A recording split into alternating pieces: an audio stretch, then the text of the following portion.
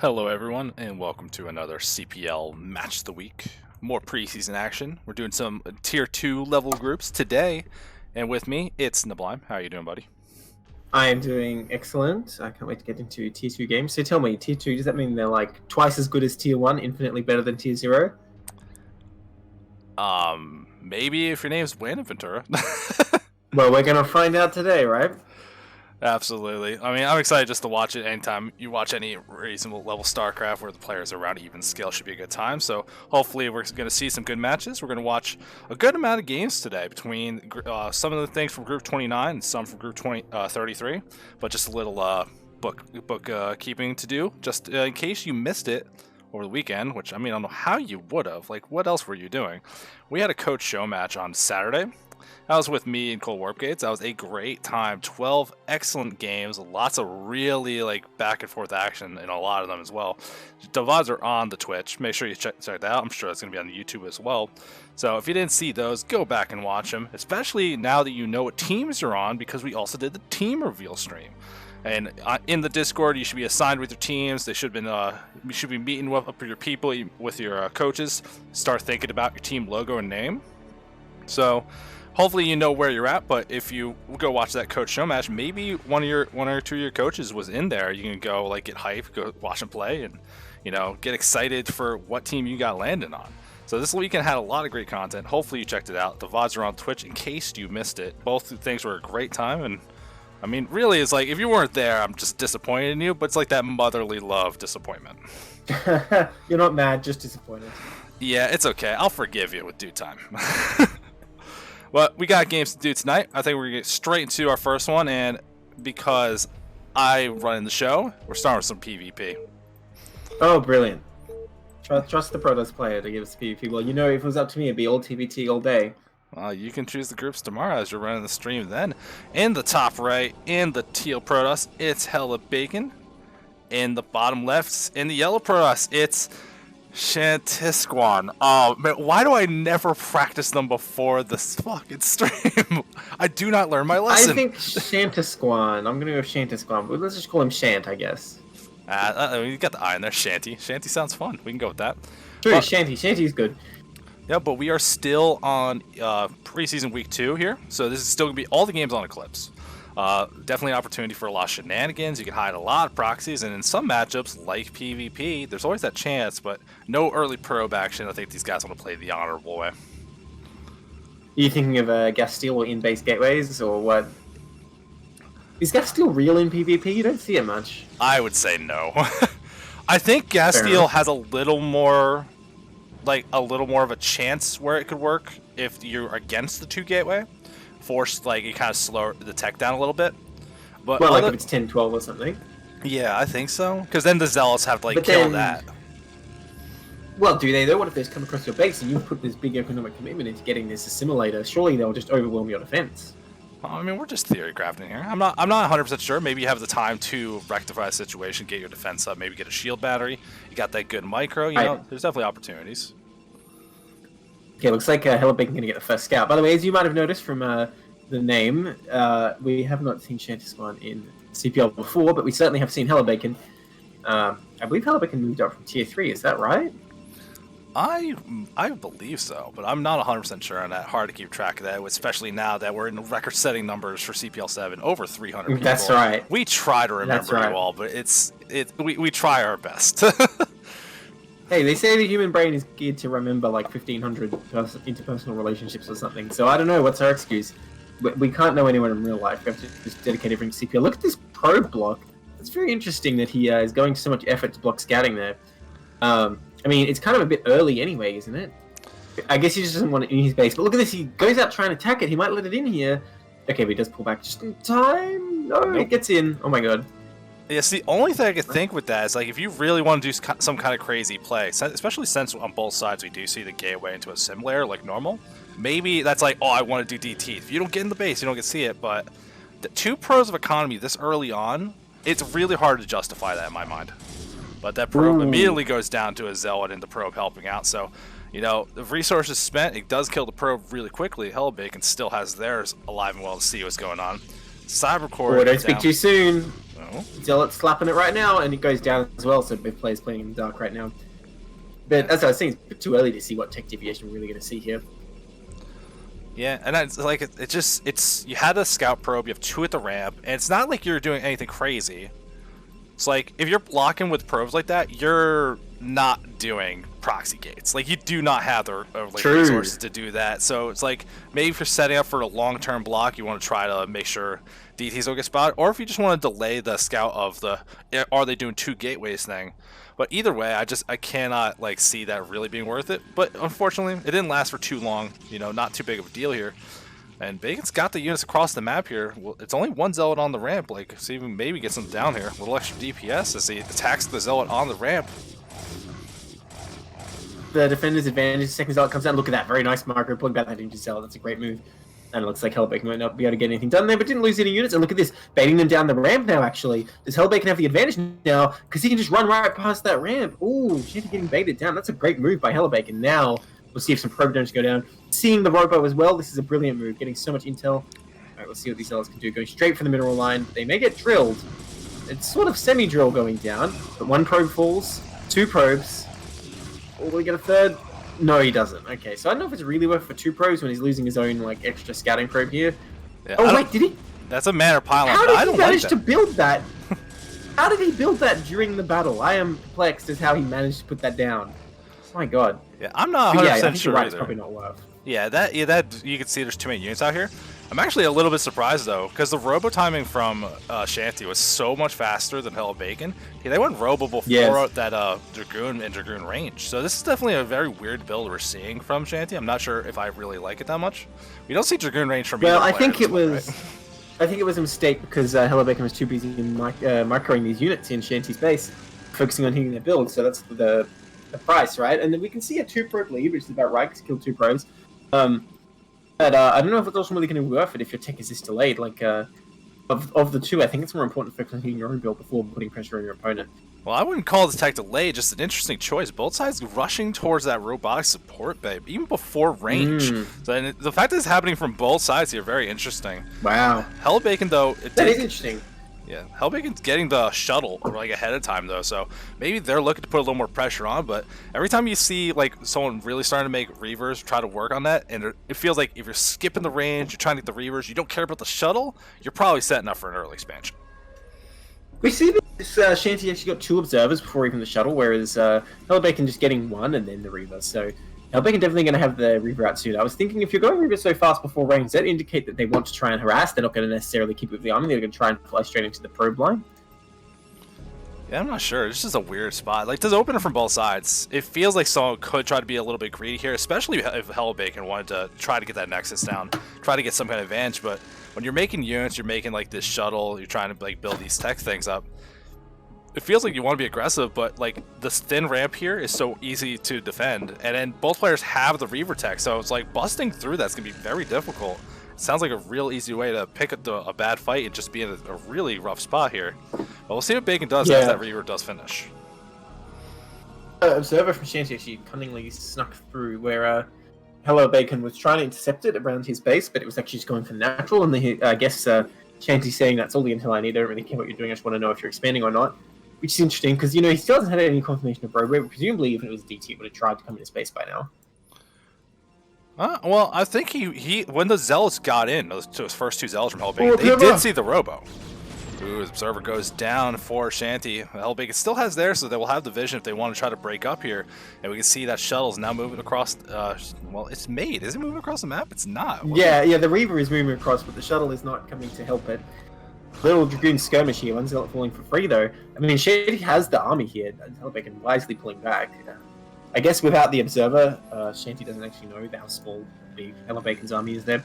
They're not willing to risk him down the ramp. But look at this, Hellbacon going to throw down that Nexus right away. But I guess this makes sense actually. If Hellbacon knows Shanty's bottled up in their base, there's no reason to go unharassed there when you could be exposing yourself to a counterattack.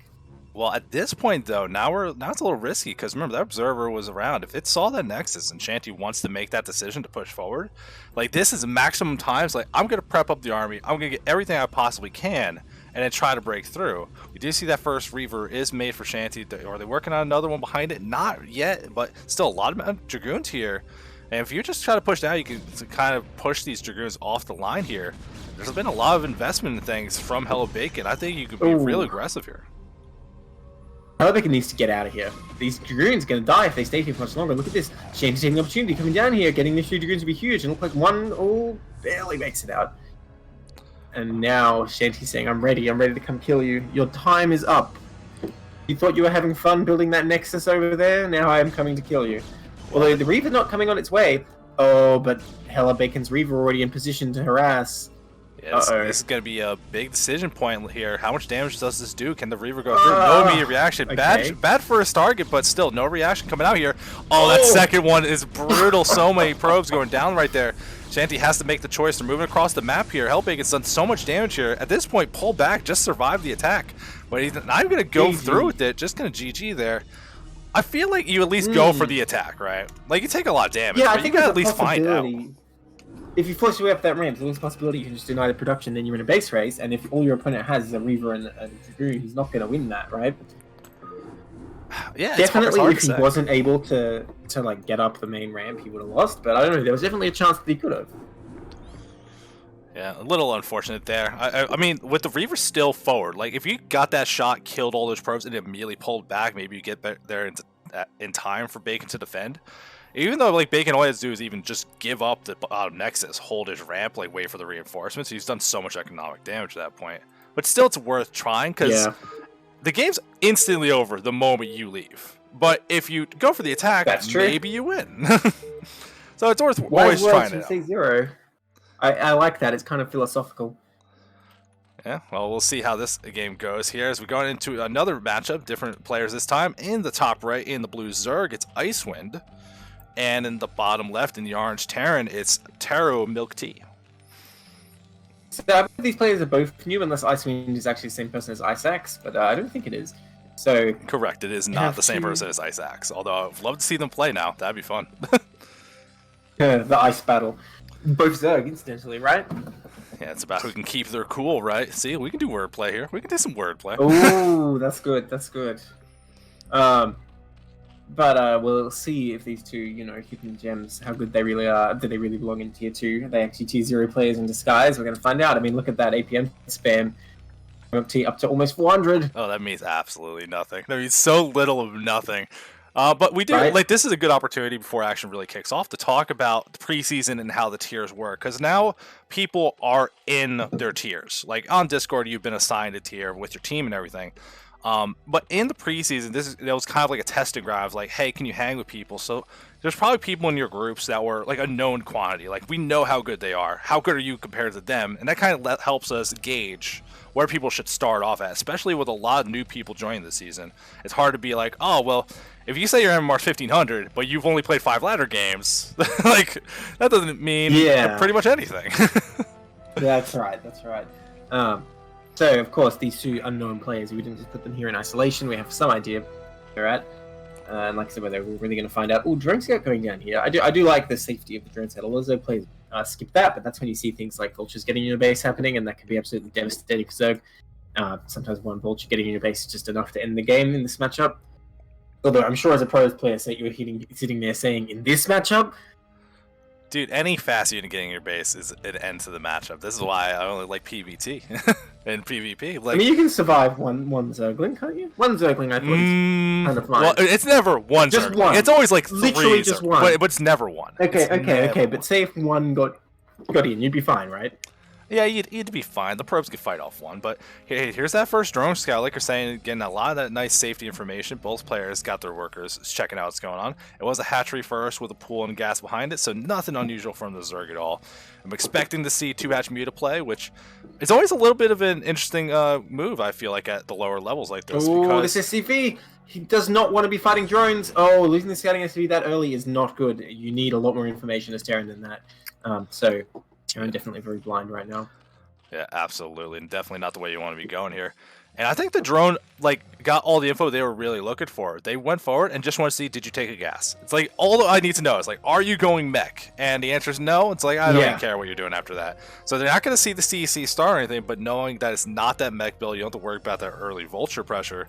I mean, that kind of is a relief on its own. And we're seeing Lair going down right away, even before Zergling's speed. So we're going to be rushing towards that 2 hatch. Hopefully Muta, but we've seen some lurkers a bit here and there too.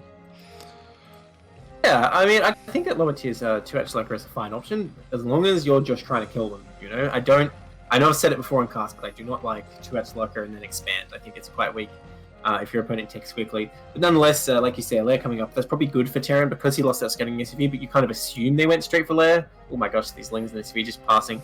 But if you go Ling speed first, make a bunch of Lings and Terran doesn't know about it, the game can end rather quickly. But this time, that's not what he's doing. Well, speaking of the game ending quickly, there's no bunker down here. 4 Link's going to move forward. And pulling a couple SCVs just want to make sure the ramp doesn't get out of control here. Very smart move to be a little cautious from Taro. Milk Tea doesn't want to risk anything here. But you might be able to harass this command center. If you could slow that down, that's a nice little win. Ooh, wow, nice pullback there. Swift reaction from Terry Milk Tea to pull their SCV off. But he can fight this. With 3 Marines and 4 SCVs, no problem, he can take that. Meanwhile, the SCV at Icewind's base causing up utter chaos as the drones try and kill the lava. The SCV is finishing them off. What is happening over here? The Lings do retreat to deal with this absolute badass SCV. Mineral walks through the drones. Oh my god. Well, this SCV needs to get up there because the lair check choice was a Hydra Den, somehow managing to get in to scout the info. So this is very critical here. Rush towards that lurker. We'll see what the plan is, if it is going to just be a potent attack.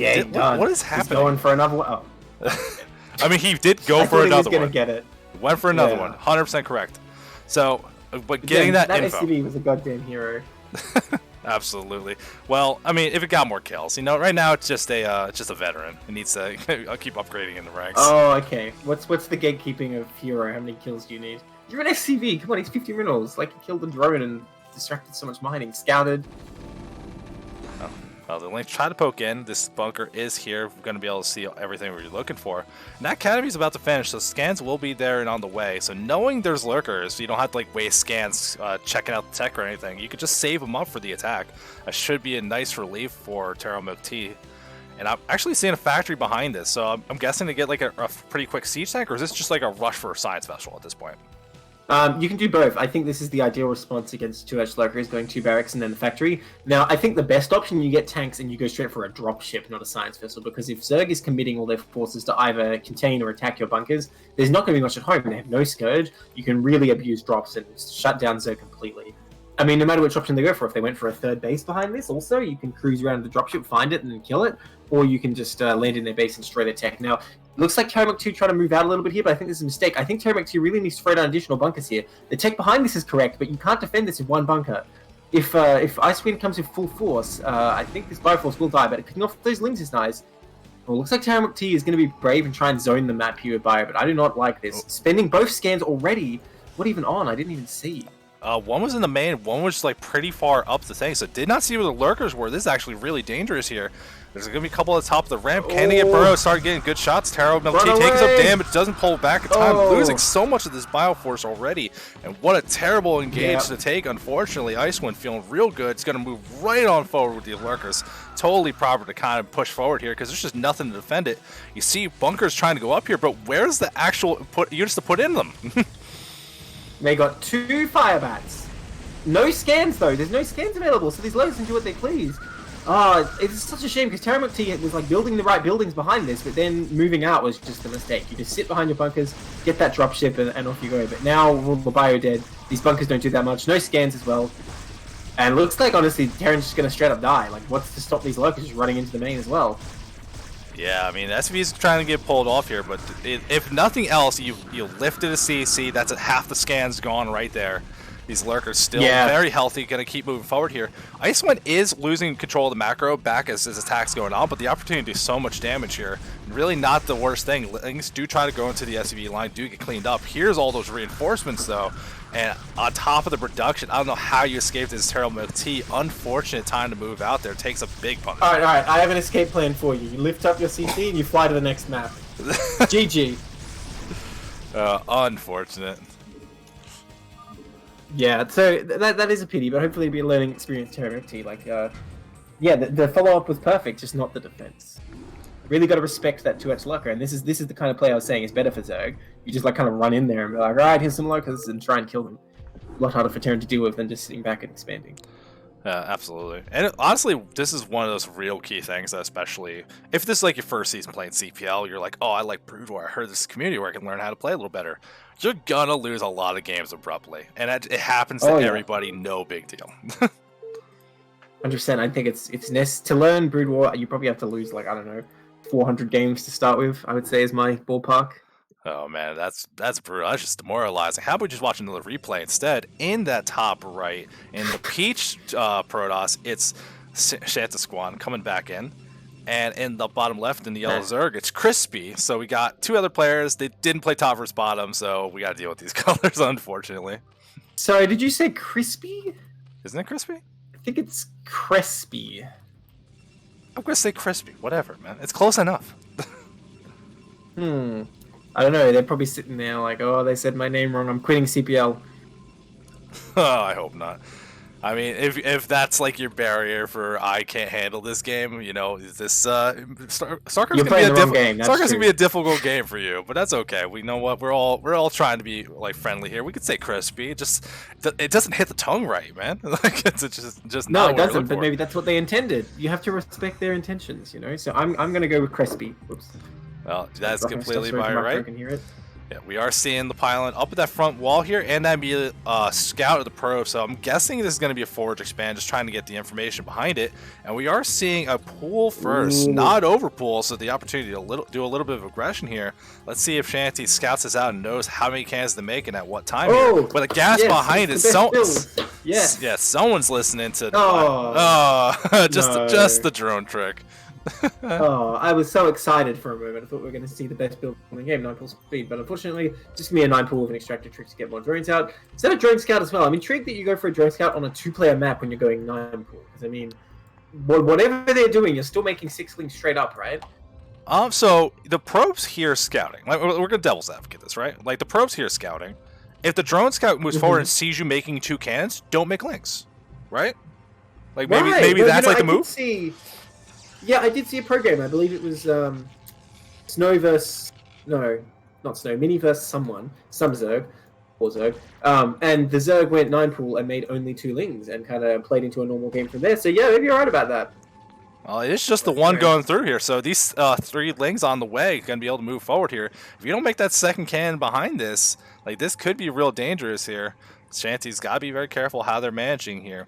And I don't see that probe. It wasn't really trying to scout out. Doesn't see how many links were made, unfortunately. Maybe we can see them on the middle map, but by then it's too late. Yeah. Well, you know, indulge me for a moment to explain why 9-pool speed is the best build then. If you have 1 cannon, you go 6 links past it, you can get, what, like 4 in the base? Is that right? If they just run straight past it with nothing in their way? I think more than that. Like 6 links running past a cannon without speed, you'll get a plenty into the main. I think 4 gets in. So, and then if you're playing 9-pool speed, then like 3 seconds later, you have 4 speedlings in your opponent's base. Well, let's see. Even with a probe blocking, yeah, he gets 4 in there. So, okay, down to 3. That probe did help a little bit. Unfortunately, you're trading them away instantly for probes, which is not what you want to do here. You want to keep them alive as long as possible. I mean, Shanty taking a very aggressive option here, and if he finishes them off, this is worth it. But if Crispy can keep these alive, a lot of mining time is being destroyed here. And look, Pool has to pull back. Yeah. See, like I was saying, if speed finished just now, this becomes so much more threatening for the Protoss. I mean, yes, it does, but in the other way, though, I actually disagree with Crispy there running past a cannon. It was 1 cannon up. 6 links just kills it. And then where's the defense? Yeah, but if you're not building other lings already, like if they're not already morphing or rallying, then it's kind of not worth, to be honest. I mean, I think there's just a lot of ways you can kind of play that out here. And you can see a little bit of panic at the Protoss wall as they were trying to make things. The second cannon goes in a way, I think maybe disrupting the wall here, because that gateway position is not what you want. Oh no, yeah, for sure. I mean, this probe continues to do damage. Crispy doing a great job of using those, but he did not take a 3rd hatchery behind this. He is going for a 2-hatch lair, by the way, so it could just be a muta follow-up, which can be devastating when these lings are in the base. They can try and deny cannons, and they can see when the Stargate's coming up, all that sort of thing. Zealot coming up immediately, so we'll start chasing these lings around soon. Another probe falls. Crispy doing an excellent job microing these so far after a little hiccup when he first came in the base. I would have loved to see a muta follow-up here, because you could see in the main that you could see the Cybercore timing, and it's even cans here. Still hasn't another started. 2 probes. Yeah, this is getting as Gets much another value as 2 you probes. and getting as much value as you can here. Gonna be able to shut down this cannon that Oh, got the warped in as well. cannon! Okay, looks like the Ling will be the one getting shut down, but still, I think the damage is done. We see the drone count and the probe count is even, which is not good for the Protoss, that's for sure. Hey, you remember when you asked earlier, like, well, like if one Ling gets to the base, do you die? It's like, sometimes it feels like it, right? Like, the Lings could be really, really annoying here. And we're actually seeing a very interesting build here from Crespi. That Lair Rush was for Lurker instead of Muta. I would have loved Muta. I think that would have been, like, an instant kill for sure. But Lurker still be very powerful. You know, with the Cyber Core being delayed, observers are a mile away, but there are cannons at the front. It's going to be hard to muscle through. And drop behind it. All right, now we're going full ladder experience. I love this is the kind of decision that's in there. And you can see that Overlord by the Natural already trying to move into position here. Oh, this could be such a devastating move if he manages to pull it off, but you need a lot of time to set this up. Yeah, definitely. I mean, well, I don't know. If that Overlord kind of just hangs near the edge, right, we're going to see the infamous, like, BC versus, who was it? Shine, was it? Where he didn't see it, he still won the game somehow.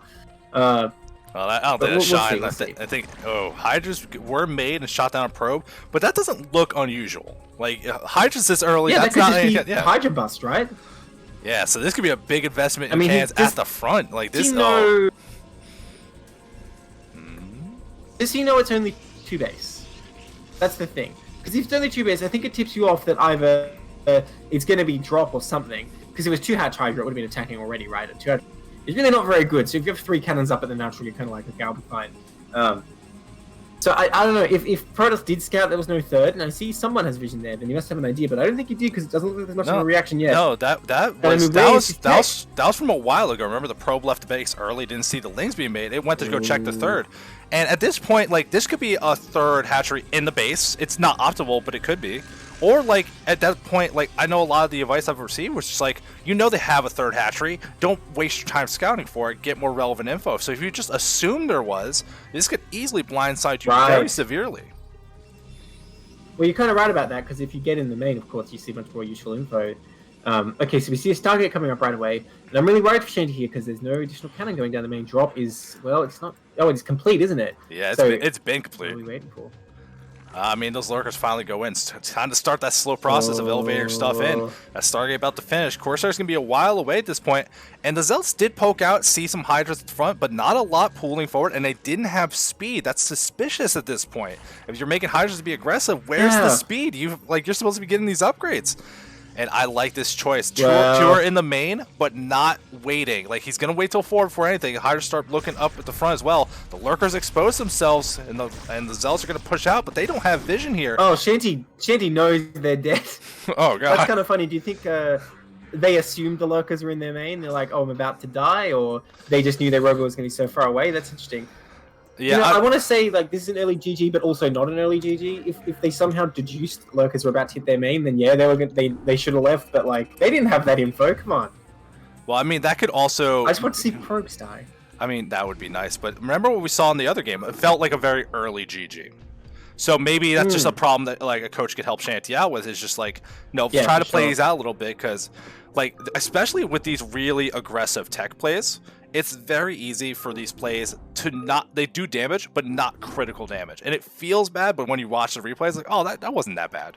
But you got to play it out. I mean, we've casted Arge, right? We've seen games where Protoss loses their main to a Lurker drop and then never retakes the main, wins like a 45-minute game, so you never know. And that was at Tier 1, so, I mean, in Tier 2, I feel like anything's possible. Oh, yeah, absolutely, especially at these kind of lower levels. Darthun, I do see you in the chat, and I know you sent me a couple DMs on Discord. I will be addressing anything that is after the cast. So we're not going to get derailed here as we go into our next game. In the top right, in the teal Protoss, Hellbait gets back for more. And in the bottom left, in the purple Terran, it's Taro Milk Tea. So finally, get those bugs out of here. We're tired of looking at this. Let's get into the good matchup, PvT. Yeah, that's right. No one has to deal with those damn Lurkers anymore, because they just won 2 games in a row. Well, I mean, basically invisible units that kill a lot of workers quickly, that they could still be a threat. Stop. No. Overlay, thank you. Oh, it's fine recovery. That's why TVT best matchup, because you have the invisible units, but they don't kill stuff very fast. They're just kind of pew-pewing away. Yeah. Now, see, you know what we need though? We need DTs to one-shot SCVs, so you don't get a notification. Why? No, we need that. Why? No. No, we don't need that. Absolutely. Because a DT in your base isn't killing you enough already, my god. I mean, no. No, it's not. It needs to kill you more. Oh my god. Well, we'll see if Hellevaken goes for that. I was thinking about last game, by the way, and I was going to say, if you see those lurkers at your front, you're like, oh god, my robos know when you're done. It's not necessarily over, because lurkers have a very tough time attacking a fortified position with cannons. They're actually quite bad at running in there. So, again, if he somehow knew there were lurkers in his base already, not a preemptive GG, but definitely that wall would have held up against any kind of frontal aggression, I think.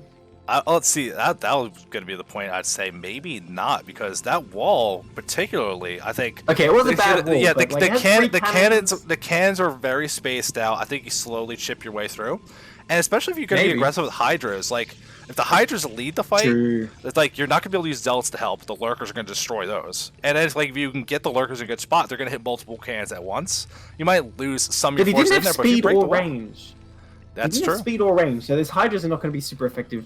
Alright, anyway, back to TVP. I guess let's not harp on the ZVP. We just saw too much. Probe Scout coming up here, not super early, not going for a gas or anything. I like that SimCity. Very good. See, you're watching that SimCity, but see, you want to talk about this matchup, but dude, we could have done this blindfolded. Like, there's nothing unusual happening. Yeah, even the exact building placement too. For sure, for sure. Yeah, it's just a coin flip. It's like, oh, are you going to congratulate the building placement, or are you going to tear it apart like an animal? Now we do. Yeah, that's it. There we go. Barracks just finished up more guys in the gas, so factory time shouldn't be delayed too much. Ooh. This Protoss SimCity is very interesting to me. I don't really see people doing this with like really hard blocking off the back of the minerals, but I guess if there's a chance of vultures being shenanigans, you know, I can always get out here. And this SCV in the bottom right corner, is it just looking for proxies? Is it trying to find stuff, or I always isn't it? But yes, I suppose it is. Yeah, I mean, if Hellevaken was really crazy, he'd be setting a probe out there, building a pylon there to start proxying a robo, but that's pretty edge case, because I think proxying at the 9 o'clock is much more popular. In any case, this movie push that probe back without too much difficulty. Look, you say it's like the most boring predictable openers, and that is true, but I think it's worth stating that both players playing quite cleanly, since this is only tier 2. I think it's pretty impressive so far. Yeah, no, you're absolutely right about that, and we are still not seeing any kind of big adaptations here. You're getting Dragoon range, Dragoons are on the way, not adding on more gateways to be really aggressive here, but gas has still been mined, so we have seen that's usually an indication of 2 factory or some kind of higher tech play. But there are just players that they know they're going to forget to put the guys back, so they eat that loss, bank the gas up for later. But this isn't one of them. 2 factory play. Taro, milk tea. You don't want to play the long game? Yeah, I mean, okay, he's going to come across here and try and smash the Protoss, theoretically with 3 tanks. We'll see what variation he goes for here. And now Protoss doesn't have the intel, but a Goon is coming across here, and it will see no command center. Only 3 Marines made so far. Now, 3 Marines can go down the low ground, try and ward this Goon off, but it's a bit of a micro fight, and you don't want to be necessarily trading Marines off when you're going to come with a 2-fact push. And look at this, the Goon does see no CC, so the alarm bells should be ringing for Protoss right now, that either it's going to be FD or a 2-fact, that Goon wants more. But like I was saying, 3 Marines can't deal with this. Nice pullback from Terra Mill, keeping that injured Marine alive, or is he? Hey, if you do what you can here, you're just trying to buy time. You see all the shields are gone on this Dragoon. That's usually when pros start being a little less bold. It's like, all right, I don't want to actually take any hull damage here. Now, I am a little... scratch the paint on the Dragoon. Yeah, they gotta make it look a little battle scar. It's like one of those custom skins. And we're actually seeing a pretty, this is a pretty fast engineering bay, right? At this point, just to make sure it's not DTs or any kind of shenanigans. But when you have spider mines, it feels a little like overkill. But you know what? Never gonna complain about someone being safe. With typically with 2-fact, I would say you throw it down after you move out, like just after you move out, because you want to start building turrets at the Protoss base, but you also need to prevent any kind of Reaver counterattack or something like that. Because say you take out the Protoss naturally, came in the bottom of the ramp, but they had a Reaver in their main. If they just send it to your main, then it's kind of hard to do anything about it unless you already have turrets. By the way, I tried to change the latency, so now my screen is stuck at the Protoss natural. So just let me know if I'm missing anything, okay? You're stuck at the Protoss natural, like forever? Yes. I don't know, because I pressed F10 to go into the menu. Okay, there we go. I'm good. It was just like grey for a long time trying to load the menu, but I think it's functional. Okay, maybe. Well, you know what? Hey, things happens. Okay, Spider-Mans are about to finish up, and we're seeing a second tank on the way. So is this is this always just like a 2-factory push, or is this kind of like, you can kind of think of it like a strong FD where you have a lot of muscle and there's an opportunity to get something done? Only if the Protoss is doing like a 2-base build or something, because as you can see, you're going to be way behind 2-base build. Sorry, 2-gate builds. What I meant to say. You're going to be way behind if you expand this slowly versus Protoss. You just did like say a 28 next. Now you can kind of use the option of like putting more margin and putting pressure on the Protoss. It's not like the game is lost, but it's just such a disadvantaged position. It's like, well, why not just expand at one factory, then get the second factory, and go for that fact CC fact push, which is very popular recently. Now, I don't know if Protoss is very well prepared for this because they were only on one gate this whole time, and they are going straight for Reaver though, as predicted. But we don't see the shuttle being built yet, and Goons, they're trying to fight their best, but eventually these tanks will whittle them down. There goes one, another one is very close to dying. And I mean, once you start getting into this natural, rallying more vultures and what have you, that's become very tough for Protoss. Okay, that Reaver's coming up, but there's no shuttle to assist it. I mean, against siege mode tanks, Reaver without a shuttle is pretty useless. Yeah, I mean, still, it's reasonable. It's reasonable for defense. The unsiege. Yeah, you see that move by Hellabacon? Came in with the siege and the unsiege. Wow, perfect timing there. That one goon was very low, so nothing you can do about that. But will he take up both tanks here? Looks like he barely will. That other the goon reinforcement? Coming in. What a great move. Yeah, that's fantastic. But the Vultures do get right up to the front, laying a mine at the natural. They're in there. They see the Nexus now, can lay down some mines. Gotta be careful. This probe actually kind of was pretty bossy here. Did a little damage to that mine, so a Goon should be able to kill it, but the micro not quite there. This Vulture kind of caused a little bit of havoc. While the tanks have died, there is still one alive here. Not a lot of forces for Hellbacon, but this bought the time you need. That Reaver should have completed. It's up at the ramp now. Oh, that beautiful Vulture block there. Oh yes, but siege mode is complete, right? And now there's only one tank here, but more are coming, I believe. Is he producing? No, he's just producing vultures. Now here's the thing: with only one tank, this is getting tough for Terran. I feel like he needs to just expand, to be honest. Oh, because yeah, that Reaver's coming in, and that tank it only has one shot before it. Okay, no, it will take another hit. So that Reaver's going to get low, but it will not fall. And these vultures have a tough time killing its hit points, right? Because it's a heavy unit. If it lands on that mine, though. Yeah, as long as it's very careful. Down. Yeah, it killed one of the mines that would be in an area. There's a mine in the probe line. It's going to give me anxiety for the rest of it forever. But you can see the Vulture's trying to lay mine, trying to be really aggressive here. And that one cannon giving the detection so this Reaver can clear out all the mines necessary. Wow. Pretty good job defending this without losing anything. Terra Milk Tea saying, not today. Reavers will not hit my probes today. You're going to have to walk here, buddy. So now Terra Milk Tea has faced with the daunting prospect of going home and expanding and trying to play this game out. Not that many probes are killed. There are still some nice mines around. That is the one thing that Terra Milk Tea has going for him, but Observatory is finished. It's a matter of when the observers get made. Now, if this Reaver flies in and just dies to turrets, which to be honest seems quite likely given the number of turrets, it does help Terra Milk Tea out a lot here. Yeah. We'll see. If they can find that window, though, like definitely Terra Milk Tea put a lot into that attack. And it was a little bit blind as well, because I know they sent out an SCV scout early. It didn't actually see the Nexus.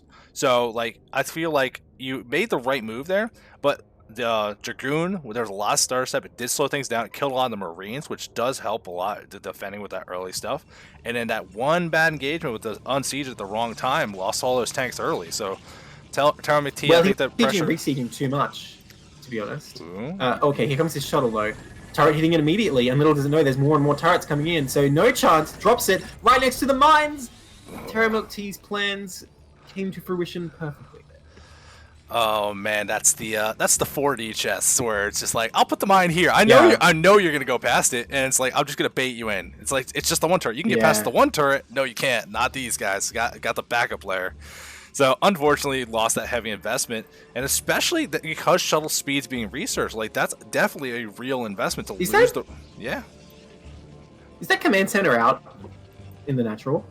That doesn't look right. It doesn't. I'm pretty sure that's too far from the minerals, right? Yeah, but that's does space for turrets. Terra Milk Tea, like, no, you need all that space for turrets. No, we don't even joke about that. If that's in the wrong position, that is just. Hey, at least Terra could fix it. Terra could just be like, oh, I'm dumb. When they make their scum set, like you can just fix it up, no big deal. Hopefully.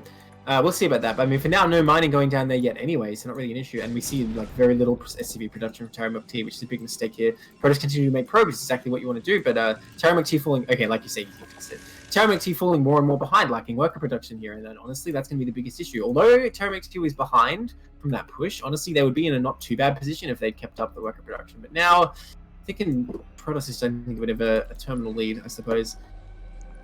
Yeah, I mean, we'll see. There is another speed shuttle bottom right side of the map, has one Reaver in it. No other units though, so if you're trying to dive bomb into a minefield or one of these tanks, like it's gonna be difficult to actually kind of break through. Yeah. But I like still the Terramil attempt. T, who hurt you? Look how many turrets he's making. He's even making one on like the exact path into the main. Now, if this Reaver drops in the natural, it's gonna have a bad time. But it may get some SCVs first. Let's see.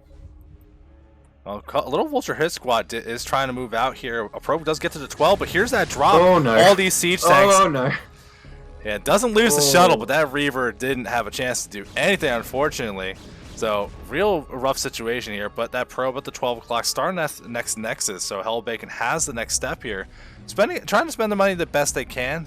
You got a couple gateways worth of production. I want to see them move up that tech tree a little bit better. And that eBay does have to get pulled back a little bit with a couple Dragoons trying to slow things down.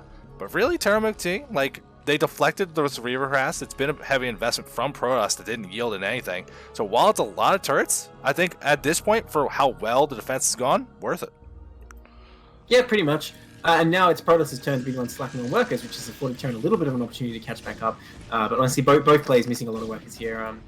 Making it hard to predict how this is going to go, to be honest. But yeah, Terran's position has been gradually clawing back, definitely, the loss of those two Reavers.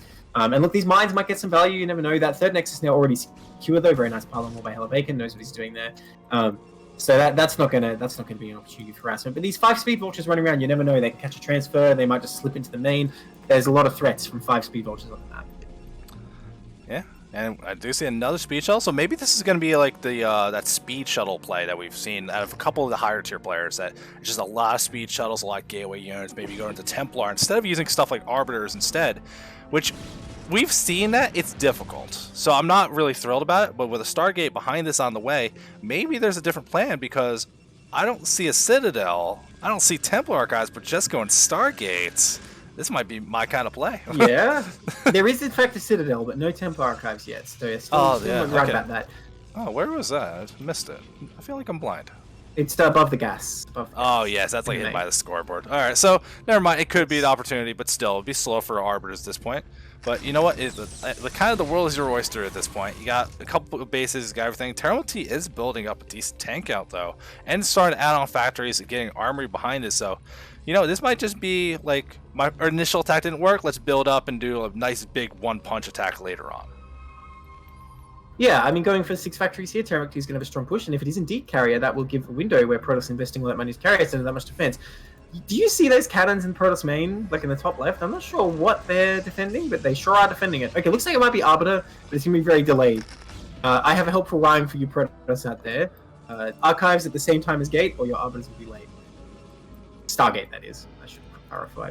So you should always get the Stargate and the Templar Archives at the same time, otherwise you're going to have some delays, and that's exactly what's happening to Hellbacon here. Nah, I like you phrasing it that way, where you end it like a Stargate, that is, and just ruin your own rhyme. Like it's your own like custom like asymmetric. I'm just throwing that bonus in so people don't get confused. Right, that's not part of the rhyme. No, that is a good way to keep it in mind, though. Templar Archives about to finish up, another gateway being added on as well, and still these speed shells are going to be around, still having a decent ground army here. Hellbacon trying to move forward here, which will just buy you time to get everything you need. There was some decent forge upgrades. I think Protoss is on 1-1 at the moment, so you know a little bit being very quick with the forge. An observer trying to be here to help clear out the mines, almost dies to a turret, but managing to stay alive here. Terramil T is still pretty fortified. I don't know if you really want to be attacking into this, especially because it's mostly Dragoons and not a really good surround. I should be able to pull back here, but I don't know. Terramil T is trying to build it out. Theoretically, Terran should be the one attacking on 6 factory 2 base, while Protoss is on 3 base taking to Arbiter, right? Theoretically, Terran should be the one moving forward. Protoss shouldn't be trying to get in there.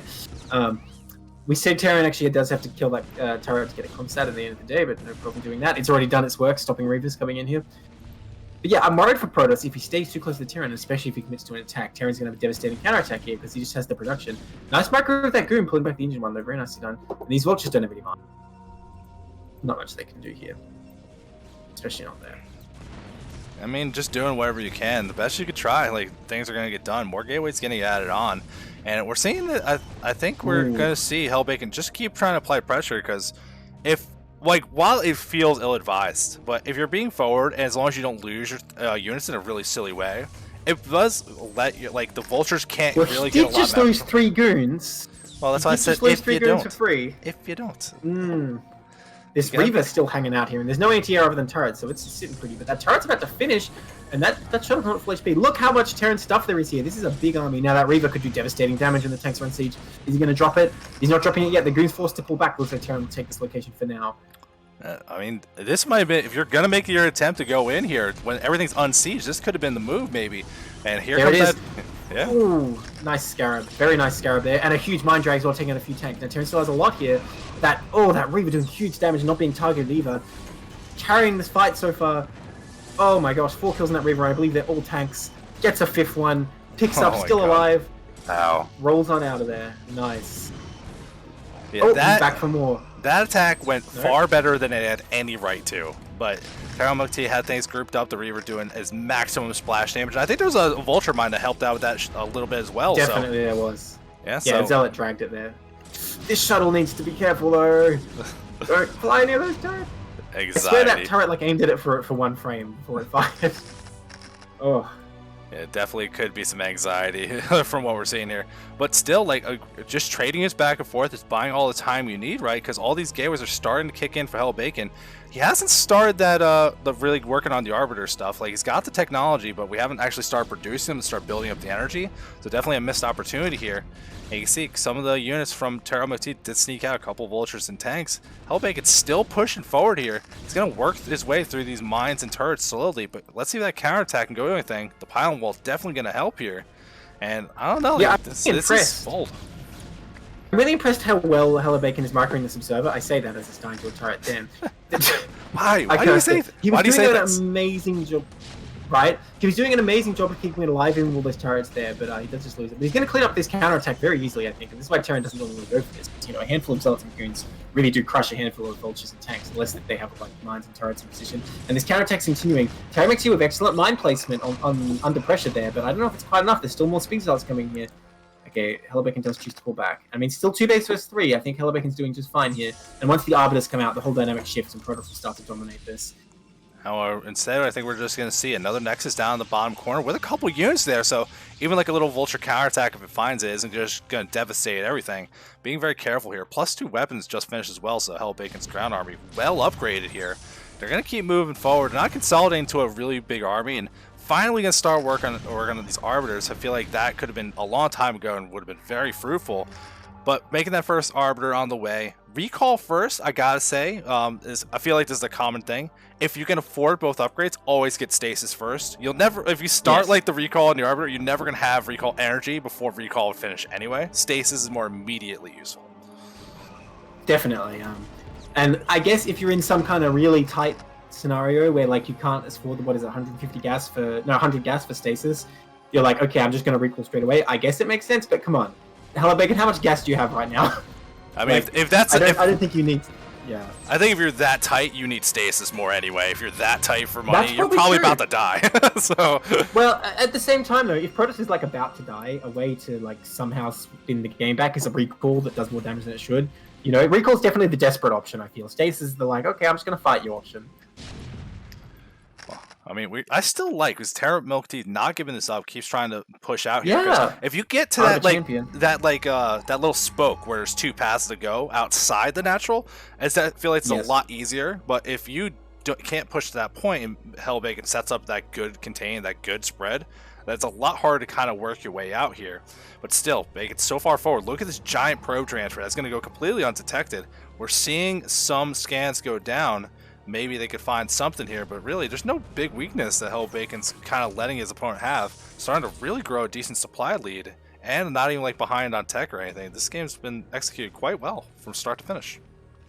Yes, I agree. The thing is, the Mukti's big disadvantage is how late the upgrades are, so it's hard to actually get very efficient fights to spread us what you need. If you had +3 right now, I'd say, like, you know, he definitely has a shot, but with +1 not even finished yet, or did it just finish? Hang on. No, it's not even close to finished. Yeah, it becomes very hard for Terran to actually win this here. And with the Storms out, these Storms could potentially be devastating. We saw a very nice Reaver micro before, so I'm expecting a lot from Storm's not done, though. The Templar are here. The Storm's not done. So definitely not going to have the splash damage. It's still a decent ground army here. Terran Mukti saw his opportunity and took it. But at the same time, these Speed Zealots might do the damage of Storms anyway. Yeah, I'm impressed Terran Mukti just decisively decided, okay, those Templar need to die. Sent in the Vultures, trade them off for the Templar without hesitation. Now, I don't know if it's going to work out because he doesn't have enough really here, but if he can keep reinforcing, all he needs to do is take the third CC and he's back in this game. But can he do that? I like these Vultures to continue to cruise around, but he kind of needs him with the army now, so I think you just lay some mines and you come back home. I mean, look at those Vultures. I mean, not those Vultures, those Zealots. If you can go and attack those Zealots, he could actually kill quite a few of them if there's no goons around. Yeah, that could be useful, though. Ooh, they're just going to waltz on in. I mean, that's a big investment here. There are so many cannons. There are so many cannons everywhere. Look at those 2 cannons! Finally, they pay off. His plan. He saw this. He saw this. Yeah, all the way good plan here. And you can see even take... CC. Yeah, we're even seeing Bacon trying to take another base up to 11 o'clock. This CC floating for vision in the middle of the map. This is... I don't know about this one, but you can see, trying to move up here, trying to get more ground to the north side. If you can establish that third nice base... drop. Ooh. Rip Reaver, but that was a good Zealot drop. Very nice indeed. And that Arbiter coming in, you have to use scans here, but Terran only has limited energy. Oh, he's just going to crush through this force. The Arbiter makes such a difference as well. Oh, Stasis is about to finish as well. It's pretty close here, but still, it's a pretty strong army. The supply lead still out of hand. And all those Vultures off to their right side, not involved in, like, where were they? They died as they attacked, right? So, like, yeah, this they is tried to run through. There's a lot of muscle that isn't here. You can see that CC. There's 2 goons over at the 9 o'clock base. CC can't even afford to land here. And now they're going to be able to start chipping it away. This is a base lost. And that main's mined out for Terran McT. He needs this base so badly right now. Yeah, I really like what Hellebacon's doing, where he just keeps stepping down any Terran that tries to extend on the map. He's not trying to push into the Terran main. He knows he can overextend, but he's continuing to expand behind his key thing. I mean, he's taking his time. It's 11 o'clock. But you can see the intention there anyway. Yeah. So I think Hellebacon playing a great game here, and he's continuing to tick up. He's getting his upgrades. +3 done for Protoss. That's pretty great. Yeah, and even starting to add on some more gateways. I mean, if we're gonna look for low critiques while we're like looking at Hellbacon, just kind of executing this style where they're gonna choke their opponent out of the money. The base layout for Hellbacon needs a lot of work. This is a very inefficient where you're throwing gateways everywhere. This is one of the things that late game really helps your macros step up to that next level. Having a clean base layout, it makes it a lot easier. He dropped the Dragoon, and it was under Arbiter Cloak. Then when the Terran scanned, he picked it up. It's like a DT drop of a Dragoon. That's so good. And Hellbacon's micro has been really good. I mean, it's not even just the execution of it, more just knowing like what he can do, what he can't do. Okay, well now I cursed it again. Sorry. Sorry, I've been watching these Arbiters just chip away. Recall over the 9 o'clock. You will not get this base, he says. This CC is taking so much damage here. I don't know if he's going to be able to escape, but this is another big commitment here. Even some DTs in the mix. A lot of real muscle that like this Protoss army has. Another Arbiter going down. It has recall energy too. It's going to go into the main. Let's see if it's going for the production here. It's kind of slow off here. Does manage to get it off just barely, but the Arbiter dies in the process. There's still a lot of units here. Terramotti's going to have to like funnel up this tiny ramp to try to get up here and help, but the Zealots are going to be able to block that off with no issue at all. Yeah, nicely done by Hellebacon. I think he's going to crush through this Terran main now. Goliath's come out just too late, apparently. I like that Terramotty had some mines here, but he really just needs way more. And I don't think he even has the production to stop this now. Protoss did take that 5th base. Looking excellent here on many bases, many gateways. What does Terran have left? Well, it looks like he will actually barely clean this up, contrary to my expectations, but the DTs are going to work. The Zealot's still taking out Deepoos. I mean, I don't know what Terran McT can actually do from here. His 3rd CC is dead. Another recall going to come in here. That might just be the end. Where's this next one? In the main again? They're just gonna keep reinforcing. Oh, he just so many goons. Just teleported in. Why walk it through the front? Yeah, I love that it was just all goons though. Just like, all right, boom, you're dead. That was amazing. Man, that was just a very clean play from Hellbacon. So, well played, back to forth the whole way through. Taro, honestly, it's not even that like the way that Taro was playing. It's just that move out and the way that attack didn't work out. Yes. Like, that close. It was excellent Reaver micro in that fight. Excellent Reaver micro in that fight.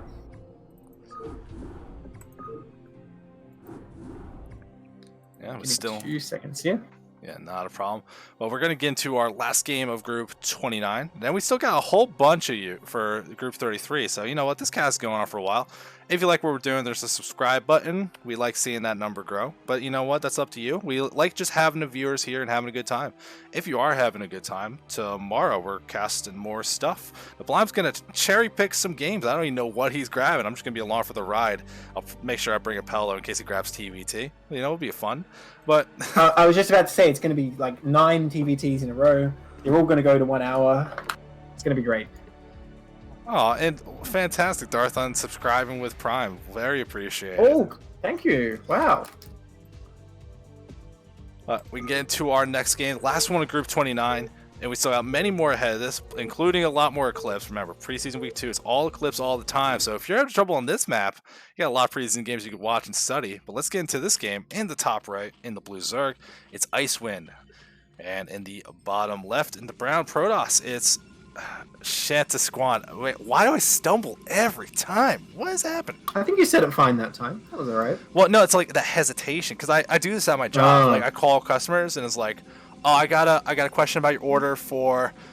Oh, why didn't I Yeah, but you're practice just like John reading Smith this? or whatever human name instead of like Shantasquan and like Argay and. Dude, who else have no, we got? no. Like, there's a lot of not human names. There's like some real wild stuff sometimes, and I really need to rephrase that. And I'm completely kidding, but there's just names that it's not stuff like John Smith. And I'm like, I don't know how to say this, man. I'm trying. Fair enough. Fair enough. Now, yes, we're going to go into a PvZ here, but this is not Icewind. This is Icewind 2. Twice as powerful, twice as knowledgeable, going to win twice as many games. Let's see. I mean, Icewind the sequel. Yeah, we can see if this one does a little bit better. I mean, I feel like just naming yourself stuff like that, like, because I would assume that's like for maybe like your EU versus your NA, like your US West or something. Because if you're gonna make like Maybe. more on the same server, like don't just add a 2, don't add a 3, have some fun. just keep pumping those numbers up.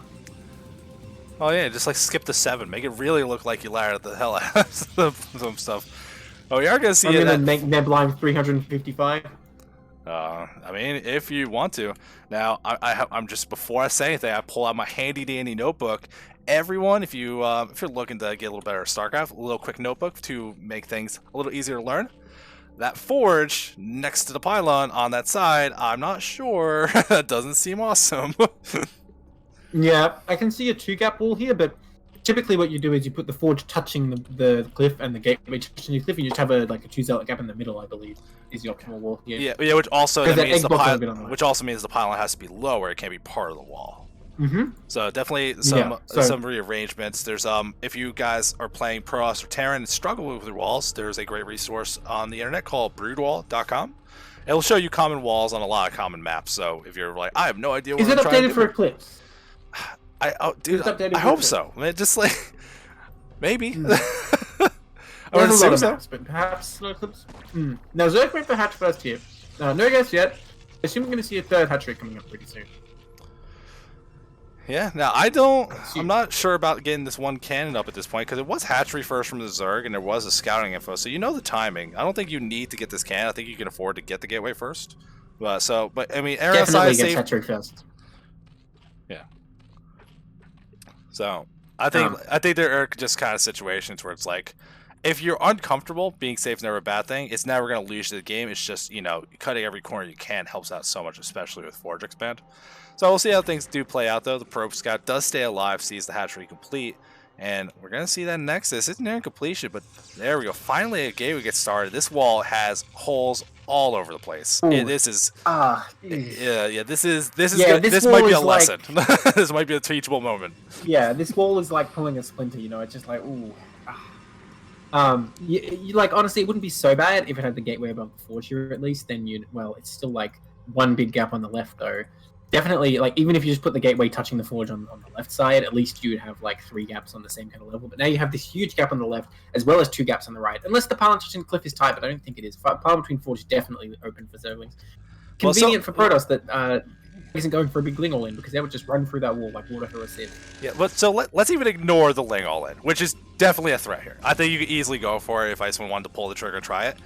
If they go 3-hatch Hydra, how do you make enough cannons to survive? Oh god. Yeah, that gateway is blocking so many cannons, right? And in fact, even that pylon will be hit by ranged Hydras, I believe, before cannons can back it up. And of course, when you know it's ranged Hydra, you have a bit of time to make a cannon before range is done, but still, that's a weakness you don't really want. And yeah, if you had a second pylon back here, you're just taking up more space for cannons, like you say. So definitely a big threat here. Now, we see Zerg going up to 4 hatcheries quite quickly here before even a lair starts. So actually, this might be a big Hydra parrying style. Now, Tier 2 players, I'm not sure if it's like a considered build or they're just kind of winging it. But it is a build where you go 4 hatcheries before lair and you just start making tons of Hydras. I suppose it's sort of like 6 hatch Hydra, but a bit earlier, a bit less economy. But we'll see exactly what happens here. I'm expecting mass hydras here. That could be a big problem here for Protoss. Yeah, I mean, especially now after that 4th hatchery, it was both gases going behind it. I feel like if you're trying to go up to get those upgrades real fast, you need the little extra gas, but that could just be setting up for lair as well. We'll have to see what it is, but with the hydrogen on the way, I feel like you want to put on some pressure, especially if your links poke forward and you see what's going on here. It's like, there might be an opportunity here. Like if you, because even if, like if you, like let's say Icewind, they don't play Protoss, they don't know.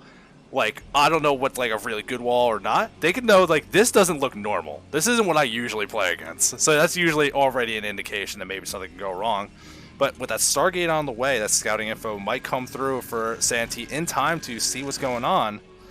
But, I don't know. This feels dangerous. Getting a +1 air weapon's blind as well. So this could be picking the wrong tech path, unfortunately. Well, I mean, it's necessarily like the 4 hatch hydra here is super dangerous for putting pressure on. It's more just you're going to have a lot of hydras out to stop Protoss any fast move out. Like if Protoss takes up to Templar Archives quickly behind this, but instead we see a second gateway before Citadel. Okay, there's the Citadel. I think Protoss will probably be fine, maybe add a couple more cannons as needed.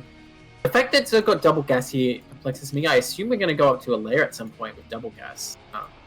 I don't know though. I just noticed this probe just chilling at the 12. It's living. It's big living. Yeah. Like, I'm one with the assimilating swarm. into Zerg society. Yeah, that's right, exactly. Yeah, oh, but there's a Sunken being built. Oh wait, it's a spore. Oh, it's a spore. He's fine. He's fine. Yeah, you can see what's going Panic on, room. probe buddy. You're being nice. You're not trying to attack us with your little ranged attack. It's all good. Like, here comes that first Corsair. It's going for scouting info, not overlord hunting. I like that decision here. You really need to know what's going on because it feels like ages since you've seen anything. Yeah, definitely. Well, I'm surprised that Icewind is going for a spore here when he already has hydras out. I think you don't want to make that spore because that's already one dead drone plus how much minerals? Like, if you don't count the drones, cost 125 more minerals, right? So you don't really want to be doing that. Okay, nice scouting. He sees no lair. I mean, does he really need to go this way? The probe sees everything already, but he's going to go. Just get those token hits from the spore down. Well, like, if you don't send the Corsair there and you act like you know the info, that's how you get the probe killed. Like now the probe's like, oh, I didn't know what was there. We're good to go. Now, yeah, he's like, oh, I didn't report this. The Corsair saw it. Like, damn guys, damn that Corsair. Am I right? Yeah. Now, I am a little bit concerned though because we are seeing these Hydra upgrades really kind of kicking in. The +1 range is about to hit. This Corsair. Oh, can he get it? Can he get it? He's gonna get it. Take some damage, but doesn't take much hull. It doesn't go down or anything. But still, we saw a lot of overlords get made. This is all Hydra production at this point. Oh, no, not like this. Unfortunately. Yeah, he got +1 air weapons, but he only produced 2 Corsairs so far. So I don't know about that. I think you want to commit to quite a few if you get +1 air weapons, just for try and put some more Zealot damage on. Not Zealot damage, Overlord damage. Now, this is the thing. He's got a lot more Hydras than he would normally have at this point, so I don't like this Zealot move out at all. I think they're just going to get crushed. And look at this. Here's the Hydras ready to fight this. Micro's back, but more Hydras coming from the other side. And where are the Templars? Are they in production? Because he's going to need storms pretty soon here. Zealot speed is finished, so the Zealots have a bit easier of a time retreating here potentially, but they're going to get crushed if they try and fight that. Just melting under the withering fire of that many Hydralisks. Yeah, that was just too much power there. Even coming from the back a little bit, so make sure retreat was a little bit harder. Losing some of these Zealots here. And like I said at the front, like, at least doing the best you can with the setup. There's some cannons up the front, adding on more gateways here. And that storm is about to finish, but where are the Templar? Like, you need to make the Templar. They need to start making energy here. But look at all these Hydras up at the front here. Now they got all those upgrades, both the core ones plus a +1 ranged attack. So these are really potent. They're going to be able to start chipping things away here. And especially... Yeah, that's a lot of Hydras. Yeah, it's a lot of Hydras. Well, yeah, I think Icewind really macroing quite well here, to be honest. And Shanty not doing a bad job, but a bit less coherent, I'm going to say. Yeah, like you were saying, like we need storms for this. Zealot and Cannon is not going to hold this off forever. Eventually, Zergos have so many Hydras, you're going to stop it now. The lair does finally start, but it is extremely late here. That's the one advantage Protoss has going forward, is Zerg can't get +2 attack, can't get lurkers, you can't get anything like Overlord speed for a while. And Protoss has teched up to storms here, and I mean, eventually I feel like Zealot plus Storm is better than just like tier 1 Hydras here. I mean, honestly... Same about +2 though. Honestly, what I want to see here, because without that lair, there's no Overlord speed. I think making a DT or two to help with the base defense makes things so much easier here. But still, lots of Hydras moving across the map. A couple Corsairs going to see what they can find. And I like there are at least spores without the lair that is Foresight to make sure you don't lose all your Overlords here. But that does mean no detection up at the front. I saw some Templars getting made before. They're going to start building up that energy. But this is a lot of Hydras here. You need like one really good storm, because if it whiffs, like you're in real trouble here. You just don't have the ground army you need at this point. Ooh, but the Hydras are unawares. I mean, what's going to stop him, right? Storm's finished. Here we go. Yo. Nice reaction speed, though. Good reaction to pull that out. It did a lot of damage, but that could have been so much worse for Icewind. So definitely paying attention there. Takes the fight. Now we're going to see keep moving forward. Second storm murdering. Oh, that does so much damage. Jesus, no. Not like this. Too much damage. That one crushed it. Oh my gosh. Okay, but he does push back the Hydras for now. It's a lot of efficiency for the Protoss right there, just from those two storms. I mean, those Hydras were packed together as tightly as possible to maximize the highlight. So, really, like, this is just one of those kind of things that it's like, I feel like Icewind's spot was so much better, and that should not have happened. But you know what? You can't rewind the past. Templar out on the map, the Lings are not going to be able to get to that one. It's going to keep up building up energy. Made an Archon behind this. 18 kills in that Archon because of those storms. That is just a ridiculous investment. But the lair does finish. Lurker aspect on the way now. Still making so many Hydras behind this from Icewind. Like, not trying to take an extra base. Like, really trying to be like, nah, I found my attacking force. We're going to go for it here. Robo's done. Where are there observers hanging out? Oh no, Overlords fighting Archons. Never the fight you want. Not a good matchup. Not a good matchup at all. Very cost inefficient for the Zerg, I have to say. Now, that's a lot of Hydras again, though. I've been able to macro up a good force here. And we have, what, one Storm? I mean, it's a pretty good Storm, but it hits the Zealots a bit as well. And that one Archon is not going to last long. No, Hero Archon, run away. Oh, the Corsair is doing damage during that fight, though, which is helpful. But Protoss really needs to throw down a lot more gateways. I mean, look at the money right now. This is kind of crazy how much money Protoss has. Yeah, I think this is one of the problems you can classically see at this kind of lower end CPL play. Because we saw from Icewind in his earlier game that he played today is it's really easy to focus on the fights and like focus on the micro. I'm making these moves. I'm doing a great job. And then you look back, it's like, oh, I have so much money. Why are there no drones at the third? There were just never any drones there. They didn't die somehow, did they? That probe has 0 kills, so don't look at him. He's innocent. I thought did something happen there, or there just were never any drones there? Well, there's only 3 on the gas, though, right? I thought there was drones there. I haven't really noticed if he had 3 on the minerals, if he had 3 on the minerals, maybe he morphed them into these 3 buildings. He didn't make any more. I guess so. Like, I haven't seen the worker count really die down, and Shanta Squad hasn't had a real opportunity to get any counterattack damage done. I do like this little move, though. The probe does kind of sneak down to this bottom right. It's going to try to set up a base here. So while all these Hydras, like, if you think you're containing, you think you're a good spot, let's see if Icewind follows that old adage. Like, you think you're winning, scout all the bases. You never know what you're going to find. So we'll see if that ends up coming true here.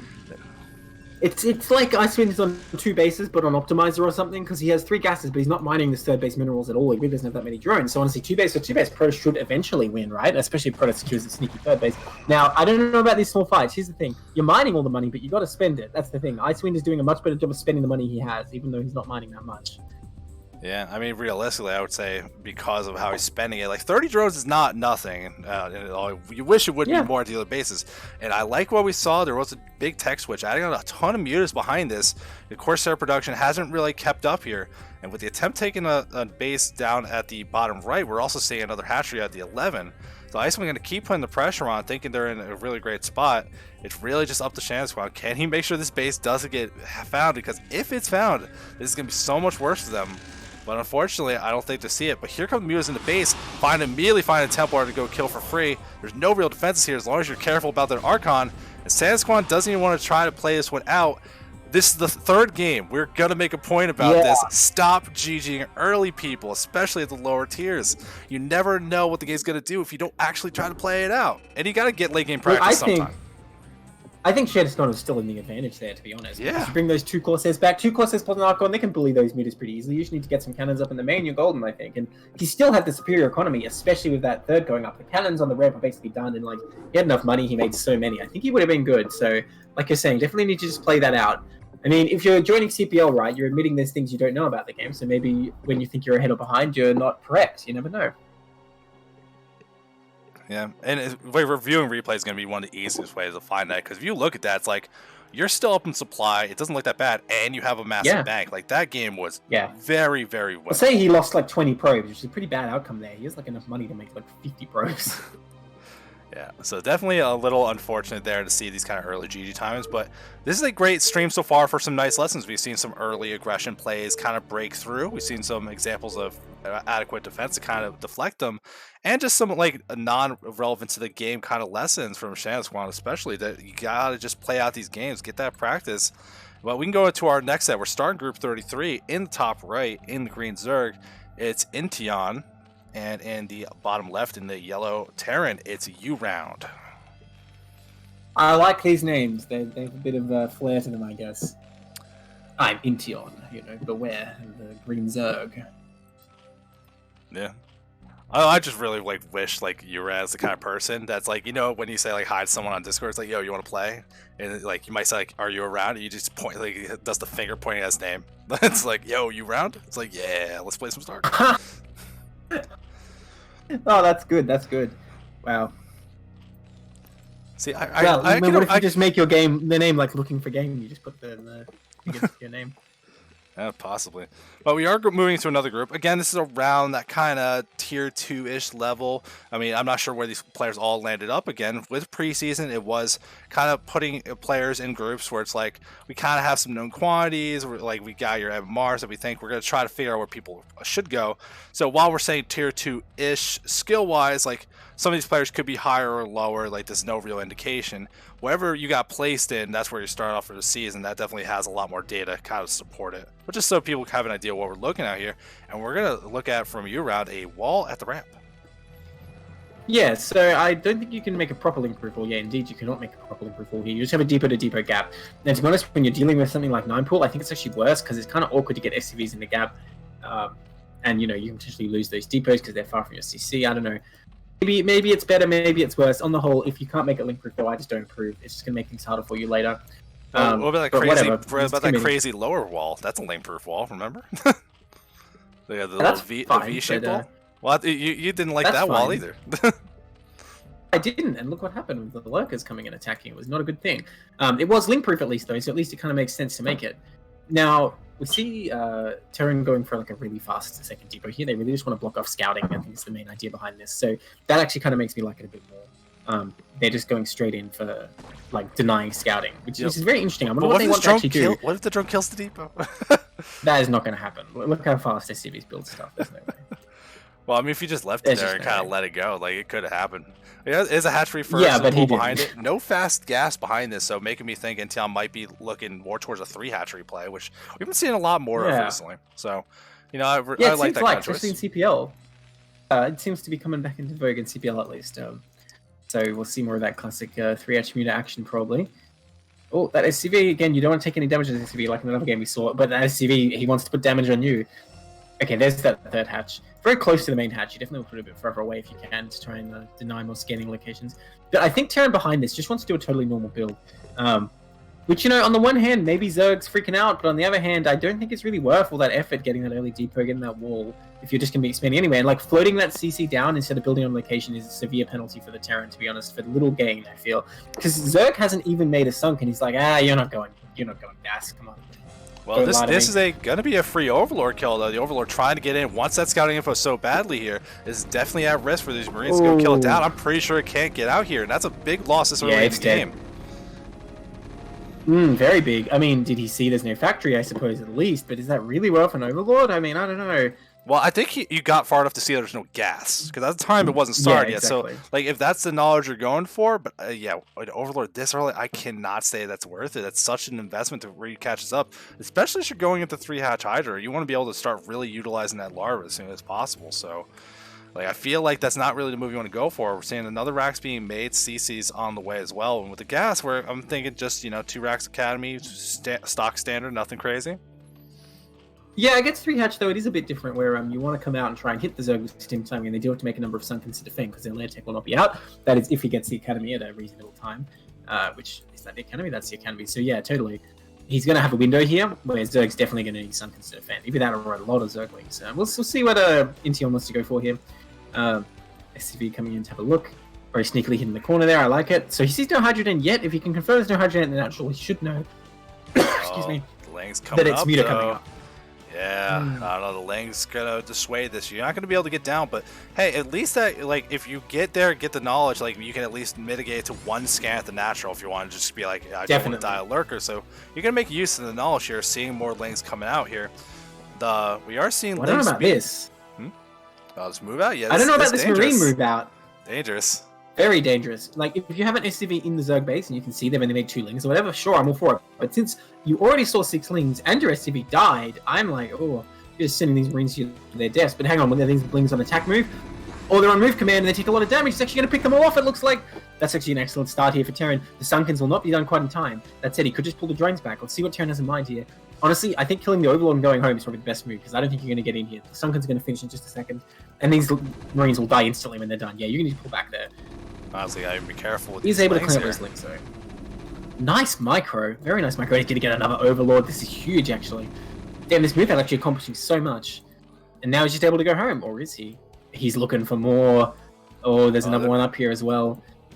This is crazy right now. This is ridiculous how much work is actually happening here. Just move command rallies for both units. No, be in the middle, but they're just hugging it out. Oh, if the Overlord can get away, that would actually be really useful here, because with that Spire on the way, you don't want to keep making Overlords. You can't afford this. But the 2 Sunkens now complete. You shouldn't be able to Marines pressure the unfortunately natural rallied to the natural, so I think he rallied his barracks to Zerg natural then put back. Now, Firebat and Medics are out here. If Zerg runs past him, he's going to do a lot. There's a lot of Lings out now in response to this Terran aggression, but if he just engages the Firebats like this, it's not going to end well.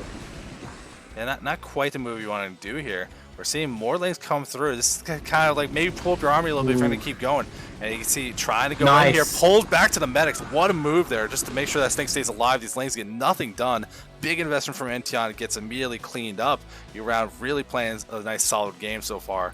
With the eBay now finished, you can start adding on turrets, which Spire's near completion. You gotta add this on soon. Like, don't risk anything shenanigans. Yeah. Ooh, scans go down. They see the tech. Combines his forces. If Terran combines his forces and hangs out at the Zerg Natural, though, and the Mutas go to his base, he could bust that. Because these 6 Marines up here, combined with what he's got, is plenty for 2 Sunkens. Well, Stim just got started, though. So it's going to be a little while. Oh, he got Marine range first? Oh, no, he got Marine range first. That's weird as hell. Okay, well, by the time he gets there, Stim will be done, right? But the Mutas are on their way, and I mean, he's done a decent job of saving lava here. Well, I say that, but now look at the natural. But nonetheless, a bunch of Mutas will be coming out all at once here. Going to take us a lurker straight after that. So, like you say, he does need turrets. Either that, or he needs to get there and get on in Zerg's face, put the pressure on. Because, yeah, with 3 Firebats as well, that helps bust those Sunkens quite a lot, actually. But the thing is, the Mutas are there as well. It does become a bit of a suicide attack. Oh, and the turrets are going to go up just in time, making sure they will be able to defend these Mutas. That scan really giving you the idea. It's like, oh, the Spire's about to finish. I'm good to go. These Mutas are going to try to look around. If they can kill off some of these Marines here, that's not too bad here. But Stim is finished. Need to be careful. There's no medics to heal him up, but finds a good angle. Trying to show off the micro a little bit. Doing a pretty good job so far here. Here goes the Stim, though, taking a lot of damage he doesn't need to. So, little tiny exchange here. That was a great, like, side swipe. That was very, very nice. Yeah, I mean, look, these Marines, though, they're still looking for another Overlord, but they do not find it. Oh, very unfortunate. It would have been brilliant if he's able to stim down that. Oh, look at this. He sends 2 Marines back just to deny a third, but somehow Zerg sees it with the Overlord and does deny the deny. Ooh, so, look nice moves by both players, to be honest. This move out's huge, though. He lost some stings there, but still, he bruised up some of these Mutas. Like, it's going to be hard to take a straight fight. They move right over each other. No one wants to take the first shot. Come on, guys. This is ridiculous. But here comes the micro. The Terran army split up a decent amount here. These Marines not going to be able to full fire here. If you can pick off some of this stuff, as long as you just don't over-engage. You can't afford to lose everything here. Taking a lot of free fire, unfortunately. Ooh. And this is not good. This Muta engagement not going as well as it could. Down to 7 already. And this Terran army did not get really whittled down enough to justify all this. More Mutas going down, trying too hard to force the micro here. I think you sit back at home, maybe make some Sunkets, chill out. Oh, the Overlord. Another Overlord going to fall here. Yeah, he is losing Muta after Muta here. Really, like, just trying to fight this clumped up Marines, which is not what you want. You want to wait until they string out and then move across the map. Like this, for example. Now, if you hit right now, you can see how spread out the Marines are. But he has so few Mutas left, it's hard to even get a kill here. Well, he does it anyway. I mean, yeah. So there you go, one Marine for free. Yeah, whatever angle you can find seems reasonable. 8 more Mutas being made, so good investment trying to get this to happen here. I saw the Hydra didn't get made, but I don't think Lurker Aspect got started yet, so I think you just can't afford it at this point trying to go through. And the fire bats go up, they find that next base, they can shut that down. The mutas come to help defend that. That might be an opportunity to try to break forward. U-Round gonna go for it. I don't know about this. Yeah. I don't think you can do this with those mutas there. I don't think it's going to work out. That said, he could trade off a lot of mutas this way. It is killing a fair few so far. And look at this. He's even focus firing the mutas. Okay, no, he's focus firing. Okay, he was focus firing the mutas, but since they died, he stopped shooting them. And you know, the mutas are really not doing their work trying to defend this. Maybe these Marines can barely break through. +1 weapons finishing for the Terran at a critical moment here. Muta after muta is falling. I think Terran has barely enough. Those medics healing away. 3 Marines trying to break through. 2 Marines with only 3 mutalisks. Well, look at the reinforcement from Terran, though, and there's nothing in production from Intion. 2 He's too Marines, focused. That's all you need. That's right, and like you say, this is the nails in the coffin coming in.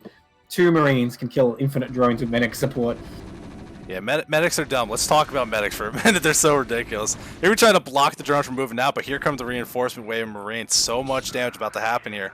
Lurker aspect getting started. It's going to be a while before that's finished, though. It's natural under siege. Some of the Marines moving up into the main. A couple Langs and mutas are going to pop out, but just not that much here. He's really spread out, but still, this is a lot of Terran force. They do split up enough where the Langs can help clean things up, but the natural loses all of its mind, starting to lose health in the hatchery. If you can get that kill, that'd be so important here. Yeah, I mean, these mutas, you can't really micro one muta, to be honest. It's not really a thing. So GG. Nice, aggressive game by U-Round. Really just kept producing at home, sending him across the map, and eventually battered down his opponent. I like it. Yeah, and like I like seeing an aggressive style, especially if it ends up working out like that. But we definitely saw a couple instances where the armies met on move command instead of attack, yeah, especially the Zerg side. More than once. That kind of swayed some of these fights a little bit. But you know what? Yes. Not going to shame someone for not trying to play the style they want to, being aggressive there, trying to get the job done, and execute it as well as you could have. Yeah, I mean, look, we can definitely say there's risks to what Terran was doing, but I do like that he's trying to get into his opponent's face more. And like I was saying, he didn't resign himself to Zerg harassing in his base. He really did just come and hang out as a natural. And he sort of had the idea. You saw when the mutas went to hit third, he started attacking the Sunkens. And it did work out in the end, but barely. But I think what you really want to do is if Zerg attacks your main, that's what you... But instead, you can just move your whole army to the third and kill it guaranteed. Alright, well, we're going to our next game. No more Terran shenanigans. Maybe. We'll see. In the top right, in the brown Protoss, Solana is hot. And in the bottom left, in the red Zerg, it's Light Swarm. So Lana is hot. We're very familiar with in CPL, but Light Swarm not so much, right? Yeah, and I can't say I've seen their games before, but they're in the chat, so they're here. They're excited to see what happens, and we'll see how the game goes. Their chat message may be giving us a little clue what we'll end up seeing here. Light Swarm, drop a few lines. Tell us about yourself. I'm not on the stream, by the way, though, so you'll have to read them for me, Sid. Why are you giving me more work, man? Like, what are you doing this to me for? Obviously, you just need more. I need more. Okay. If you want to be a disciple of Snipe, you just need more and more work. I don't want to be a disciple. Like, when did I say I wanted to be a disciple of Snipe? When did this happen? I don't know. If you're involved with CPL, it seems like the natural progression, doesn't it? Are you trying to be one? No, I suppose. Alright, now we are seeing this. Look, man, I was just happily playing along, casting a game here or there, and Snipe's just like, hey, you want to be casting coordinator? I'm like, I guess. I mean, I kind of got the same thing. Strom just messaged me. He's like, yeah, you should help be a casting coordinator. I'm like, okay, I guess. Like, just you just wanted to cast games and have fun, but here we are. Yeah, here we are. Now, speaking of casting games and having fun, this feels like a very early drone scout. And we are seeing a pretty early pool, over pool timing, so nothing too crazy, but man, if this is going to be the, oh, you don't get to make your wall, oh, you don't get to have this nexus. Wait. Yeah, what are we watching? This drone's like, hang on, isn't there something supposed to be in this spot where I'm standing? What's missing here? Drone's trying to put the pieces together. We see what Protoss is going for here. Now, I don't know, Overpool versus Nexus first on Eclipse. Surely, man, that was a drive-by Nexus placement. That was great. Surely you can get Lings in, right? Unless Protoss pulls like 6 probes on the ramp or something? I think, yeah. I would be very impressed if this wall is tight enough to stop the lane pressure, as that pool's about to finish right now. Lightstorm has plenty of money banked up. Well, they're forced in the right position, but you're going to have a 2-gap pool no matter what. Oh, right? No, Lightstorm makes that hatchery instead of 6 lanes. He's going to try to catch up instead of punishing this. Well, he can make both. Well, no, it's but this is buying time for the Lings. Like, if he made the Lings before the hatchery, slow down the hatchery a little bit, much more threatening that he's going to be able to get through here. The Forge is about to complete. Lana's has got some money, and you can see cannons are going to start being made. One's on the way.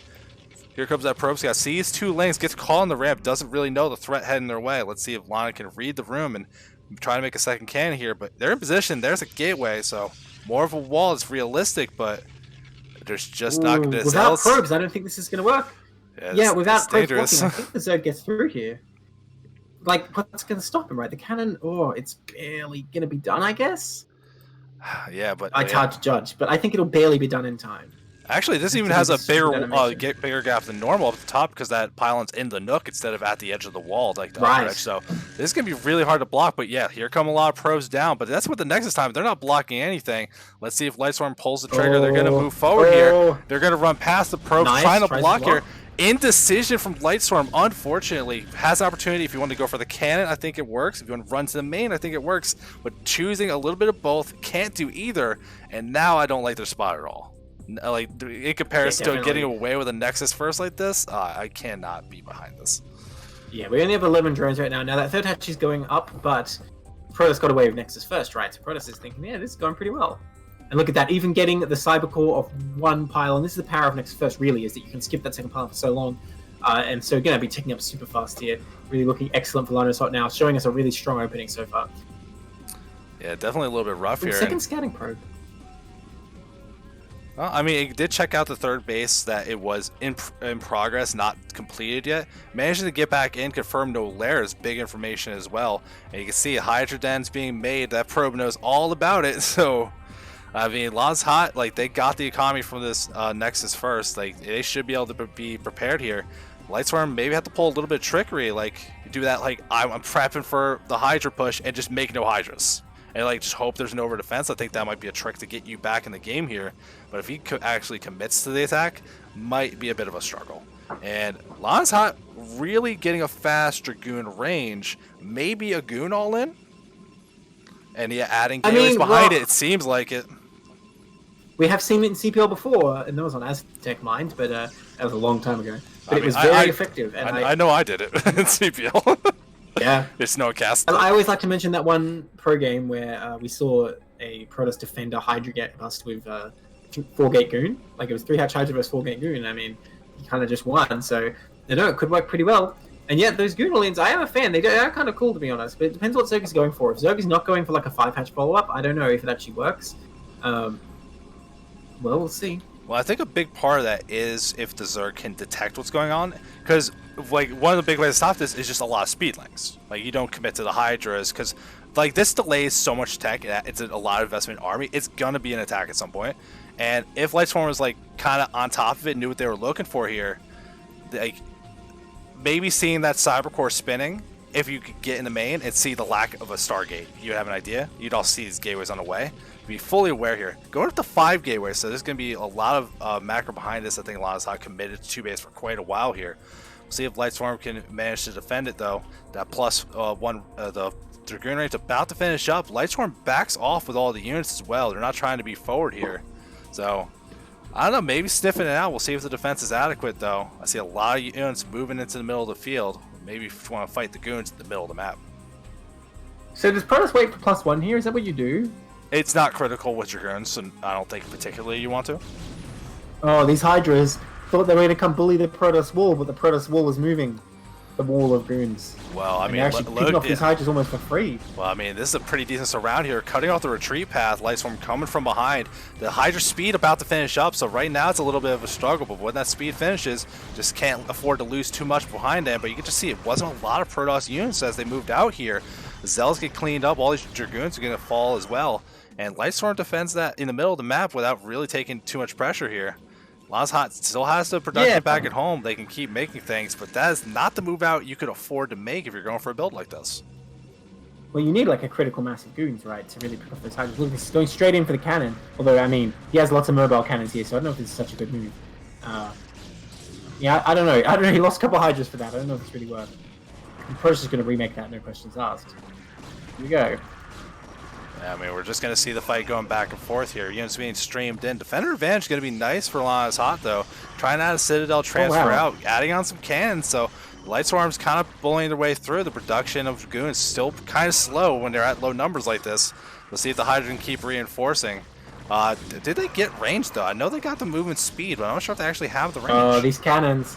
These cannons are not going to get a simple shot off, I don't think. GG, Lana realized, okay, I don't think it's wrong. They got a shot off. But nonetheless, the game has ended. Unfortunately, yeah, not waiting for that critical mass of goons. I think if you sit behind the wall, you let the Zerg kind of trade a bit against your wall, against the goons, until you suddenly have too much, and then you just burst out and gun everything down before it approaches you. But unfortunately, sending those 4 out, losing them so quickly, only killing a few Hydras for them. Yeah, I think also a part of that, though, is if you're going to move out across the map, you do it before there's a lot of Hydras in play. Like, where you can kind of show up, like, oh, the things didn't really hit the field yet. Maybe you catch them as they're trying to, like, get together. But the fact that there was a decent amount of Hydras, they were about to get speed, and they managed to be in the middle of the map instead of, like, you're at their doorstep, and you're like, oh, I didn't have defenses. I didn't know you were coming. Yeah, for sure. I mean, I think if Zerg's doing a normal 3-hatch Spire into 5-hatch Hydra, there's a very good window there. But yeah, against the 3-hatch Hydra, it's like, well, you really have to sit back and set up your defense first. Yeah, seems like a risky build, but definitely a fun one to go for. And during the preseason, you know, you can experiment. No big deals with that kind of stuff. So always like seeing different styles of play. But you know what? We'll go into our next game, see what we're going to see in this one instead. And we're going in the top right in the purple Terran. It's a U round. And in the bottom left in the brown Protoss, it's EU Lana. I'm assuming they're playing on the EU server for this one. This should be Lana's hot. Probably. So the European version, is that like, you know, everything's a bit more boutique and like old fashioned? I don't know. We'll see. Well, I don't know. If you're from America, you're playing on the EU server. Maybe everything's a little higher latency, and you can kind of gorilla it a little bit more. Maybe do the gateway, man. Okay, I've got it. So this is just like American Protoss, except you have free healthcare. So when the zealots get turned into goons, they don't have to pay for it. I mean, they don't have to wait. If I play on EU, I have free goons. 0 cost goons. That's right. David, Ooh, all right. If you play on US West server, you know that poor zealot.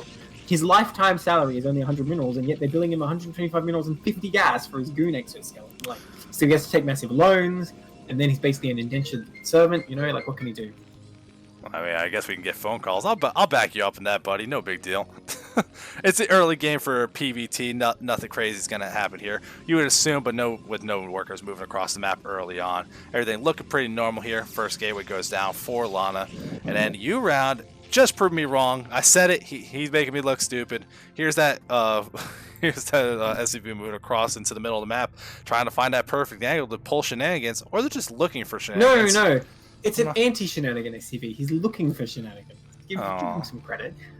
So he's getting his back. But I wanted shenanigans. Shenanigans. Yeah, I want to see a Terran. I want to see a Terran try and proxy an 11 racks in TVP as well. I want to see how that goes. It sounds awful, but I wanted to see it. But yeah, I mean, Nexus first. You never know.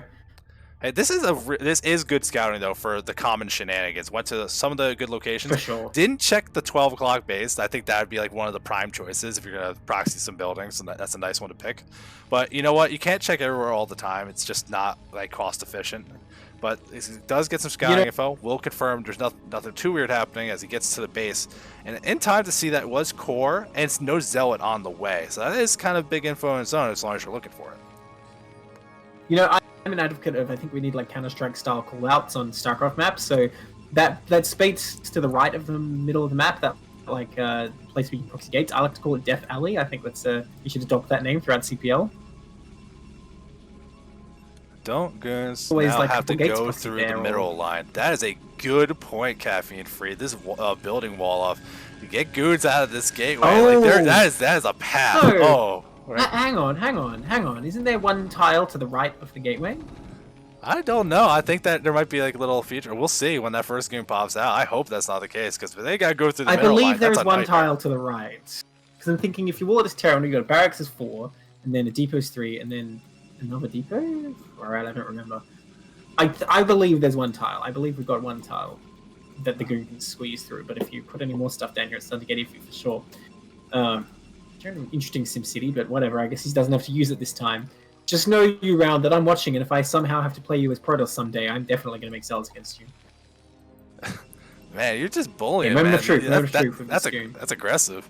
Oh yeah, there is a window. Okay, I thought that was close. Like you got me real worried.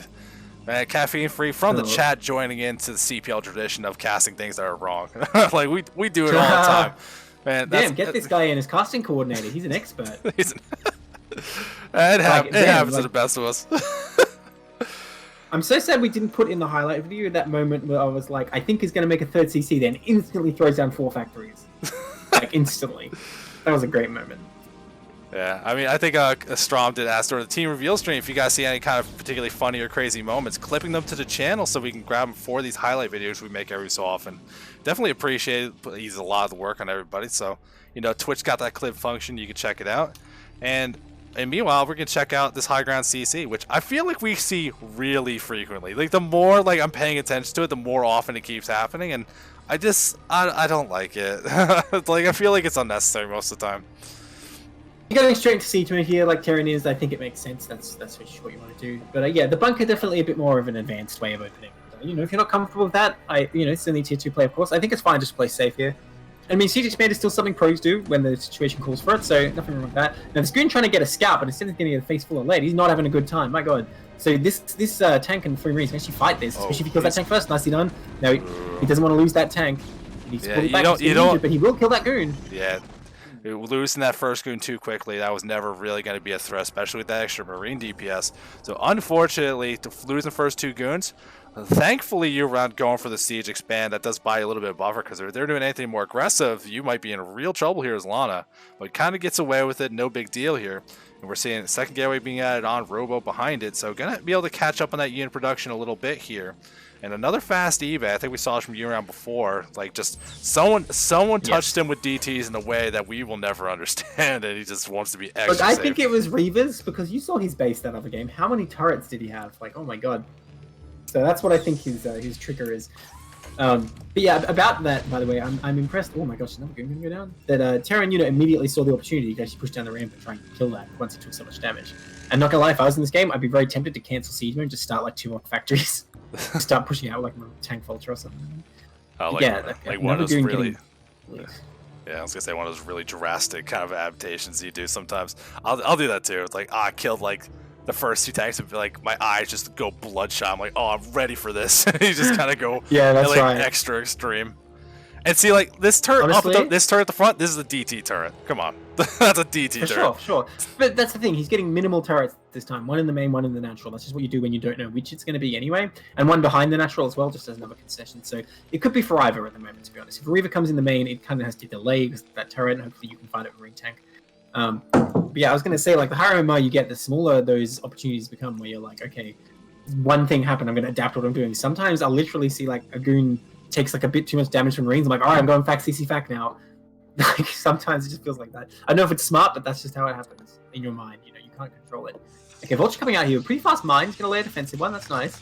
Ooh, managed to sneak right on out. The Goon's not far enough to catch it. And the Vulture doesn't want to take the easy way around. Going to kind of divert these Goons away.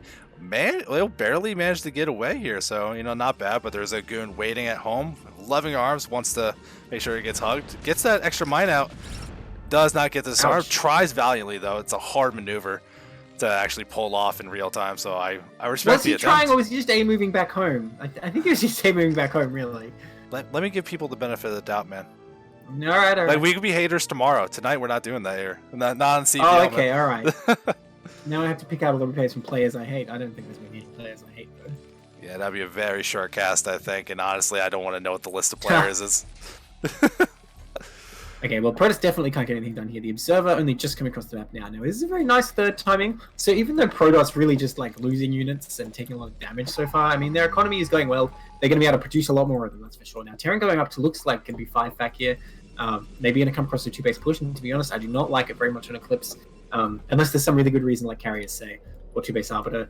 I just don't think it's very likely to be successful because you get to get up that huge ramp, and then, oh look, you get to the middle of the map, there's another ramp to get up, and you can't build turrets on any of that stretch, so it becomes very difficult. Well, this SCV is going to scout right on in, walks right past this pile of walls, going to be able to get an idea what's going on. The Proton Can's about to finish, so it's going to be trapped there. Maybe, you know, a little vacation over at the 9 o'clock base for hide in the bottom left. It needs to hide in the bottom left like that probe from that other game. Did that probe live the entire game, by the way? I believe it did. I believe it just hung out the whole time. Oh, no. He's facing the wall for the firing squad. Oh, no. Unfortunate. Yeah.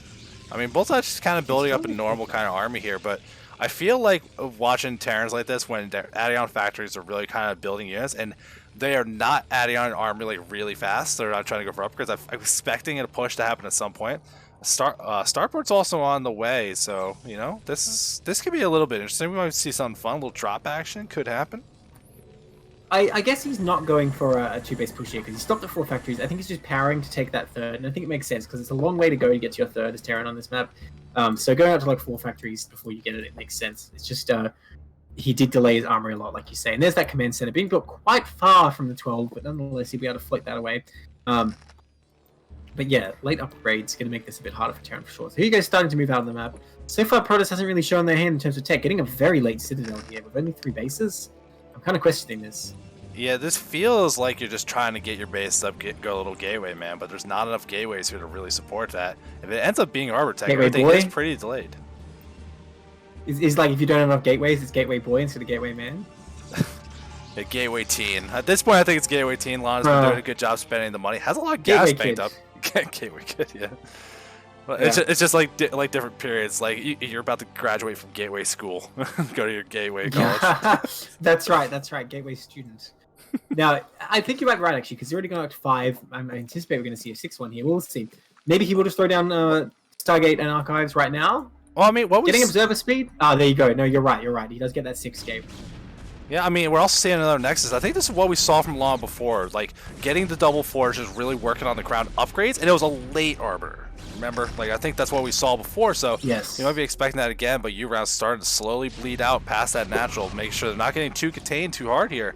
There is a decent amount of Vultures that managed to sneak out here, but here comes the attack from Lana moving forward. No Zealots are here to help. I don't know about this. These tanks are layered so well here. This is not going to go well, but going to keep trying to move forward here, taking all this damage. That first line of tanks doesn't even go down. Lana losing everything. That attack was ill-advised. Yeah, pure goon versus tank, not really going to work out that well, and, you know, Lana has lost, like, pretty much their entire army now. The CC can float out. Terran can just steadily take that now, and the 4th base is coming up for Protoss, but it's not too fast, so I feel like Terran, yeah, in a great position after killing all that army. And as you say, it's just Gateway Man so far, no tech coming up at all. What's that unit in the bottom? Unit building, it's another pylon, so still nothing. Adding 2 more gates even. Oh, look at this I don't know how to come across the map, though. Oh, this I'm not so sure, especially with 3 tanks just chilling in the Terran main. I don't know about this. Well, U-Round did scan the path they're gonna move along to see if there was anything to worry about. So it still knows there's no Zealots to like really concern itself with. They can take out another little small squad. That mine. That mine did so much damage here. And U-Round not sieging all the tanks at once. So this attack going quite well so far. Gonna be able to keep moving forward here with a supply advantage from the Terran. Alana's going to be in real trouble to do this because remember, Gateway Man means you lack tech, you lack splash damage. You're going to need a good advantage. Yeah, now they're trapped in their natural. Shuttles is what you need here, but 3 observers are queued up, and I think this is pretty much over because there's so many tanks back to siege in this critical position. Now that Zealot coming in, but Zealot speed is still not done. Did he not start it with the Citadel? Oh, it's so far from being finished, and so many goons dying. I think Terran is actually in dominating position now. That 6C could land at the 3rd at any point. He hasn't done it yet, but he's just waiting. Yeah, I think an important skill here that lower level Protoss may have a hard time learning is like when these 2 base pushes are coming, you don't just engage what you have. You have to make them siege. You have to slow them down by any means possible until you're ready, and then you come in with a decisive blow. GG, U-Round showing what he can do. Yeah, and I think a little lessons for Lana's had to learn here because the style that they're playing, I don't hate what they're doing here. You know, it's a lot like forge upgrades, trying to get more gateway units, delaying the tech. I think that's fine. But you have to play with the units the way to fit them. That is not just going straight up fights like this at low. Like you need to get to that critical mass where they're really effective. And like you're saying, like really slow down any of these kind of pushes that we're seeing from the Terran, making them siege, making them be careful how they move, not just a sprint across like when they scan and see like, oh, there's nothing, and they can just walk all the way across the map. Yeah, well, you definitely have to just wait till Terran's moving forward, attack, then wait till they siege, then just run. Because we saw just committing to 2 fights and not even thinking of pulling back, all the goons just die. Yeah, it's like really like the way you're gonna win those kind of fights. Like you take a couple rounds of production, then maybe you have something. But like just sending in 1 wave at a time tends to be a fast way to lose. But you know what? Protoss is boring. Protoss is done. Let's talk about some Zerg action in the top right. Terran sucks too. Terran sucks too. They're nerds as well. In the top right, in the purple Zerg, it's Intion. And in the bottom left, in the brown Zerg, Light Swarm, we got some ZVZ. Let's go. So fun. Excellent. Very hype matchup, always very intense, right? Honestly, Tier 2 have brought us some of the best CBZs we've seen in CPL, so I'm always excited to see what's going to happen here. I mean, but there's always that chance one person might be like, they've read that one article on Wikipedia. No, I think I can make Hydra's work. I think I could be the Hydra guy. You never know. Does Wikipedia say that? Oh, God. Well, like, if you look up CBZ builds, it'll mention it. It's be like, this is outdated, it's not mobile, it has problems, but, like, the article's still there. So all you gotta do is have that person. It's like, I like Hydras. I use Hydras in the other matchups. I should use them in this matchup. Wikipedia has a lot of, like, old and outdated builds. Man, that's just too far. Someone needs to just go delete that. Well, I feel like there's something that happens to a lot of newer players, especially. I don't know about this drone scout. Oh, Lightsworm, were you doing the classic move? You do the drone scout? You doing some Age shenanigans and talking to your opponent while you do it? In ZVZ, no, he's just having a look. I think he's going to go for a hatch first here is what he intends, so he's just checking if it's a 9 pool. But it is indeed a 12 pool. No, wait, overpool even? 9 pool. What am I even looking at right now? It's a 9 pool actually. So we'll see. His adaptation, he just gets the pool right away. So I think that's fine. That makes it a pretty sort of even game, except for the fact he lost his money with the drone scout. But he does send it all the way back. Definitely don't want to lose it. Yeah, but still, that's a quite investment, especially early. He sent that pretty early. So, I mean, yeah, we'll we see he's still ahead in the drone count. He's still ahead in the drone count though, with just this slightly later pool. So I think he'll be in good stead. Yeah. Now, is this the kind of thing, like, we see everything that's happening on the map. It makes it a lot easier to make decisions where it's like, oh, I think this is what you should do here. I would love to, like, see Lightsworm, like, lean into that, like you're saying. Like, they see the pool. All right, I'm going to get my pool. It's a little later. And this hatchery on the low ground is exactly what I was going to say I don't want to see. I don't like it. I don't like this kind of thing happening. I feel like you can put yourself in a bad position. Because imagine if Lightsworm, if he has the later pool, you can make less lanes. You can control your ramp, keep it in the base, and then you can just rush lair without getting link speed. You can get an advantage that way. That seems to make sense. But his lair is going to be later. His lair is going to be later. Well, notwithstanding the fact that Incheon went for link speed first here, if he had gone for lair immediately, there's no way that Lightsworm would get the lair on time. So he needs the advantage of having the second gas as an option. And look at this, he can defend with drones. I think he's going to be fine here. He actually has the advantage with these 3 drones in his army. So I think Lightsworm was making the right move here. Because you have to think about the later consequences when mutas are out. If you just build a hatch in his base, Incheon has both faster mutas and Lightsworm doesn't have a second gas. And so Incheon can expand first and he'll be ahead. Now, see this fight going down. These Lings would love to run through into the main, but Lightsworm doing a good job of zoning there. And soon he's going to have the Ling advantage here, in fact. Oh, needs to be careful. He doesn't want to lose any. Remember, Lightsworm, though. Lightsworm's still not... Yeah, here goes that fight. Lang's trying to engage in. A lot of losses from Lightsworm almost immediately. Incheon does end up losing. Those drones do add the DPS necessary to protect everything. Now, Lightsworm does barely survive this, but look, the lair's halfway done for Incheon. Gas hasn't even been mined from Lightsworm. So, even if they're going to go big, there's a third hatchery. There seems to be big committed to Ling, but there's no speed. Like, that's going to be so hard to actually pull off here. Yeah. He will have a lot of Lings, but yeah, I mean, don't tell me this is the dreaded Hydra and he's going to just get like a bunch of static D then. Get his gas, I would be, I don't know what I would be.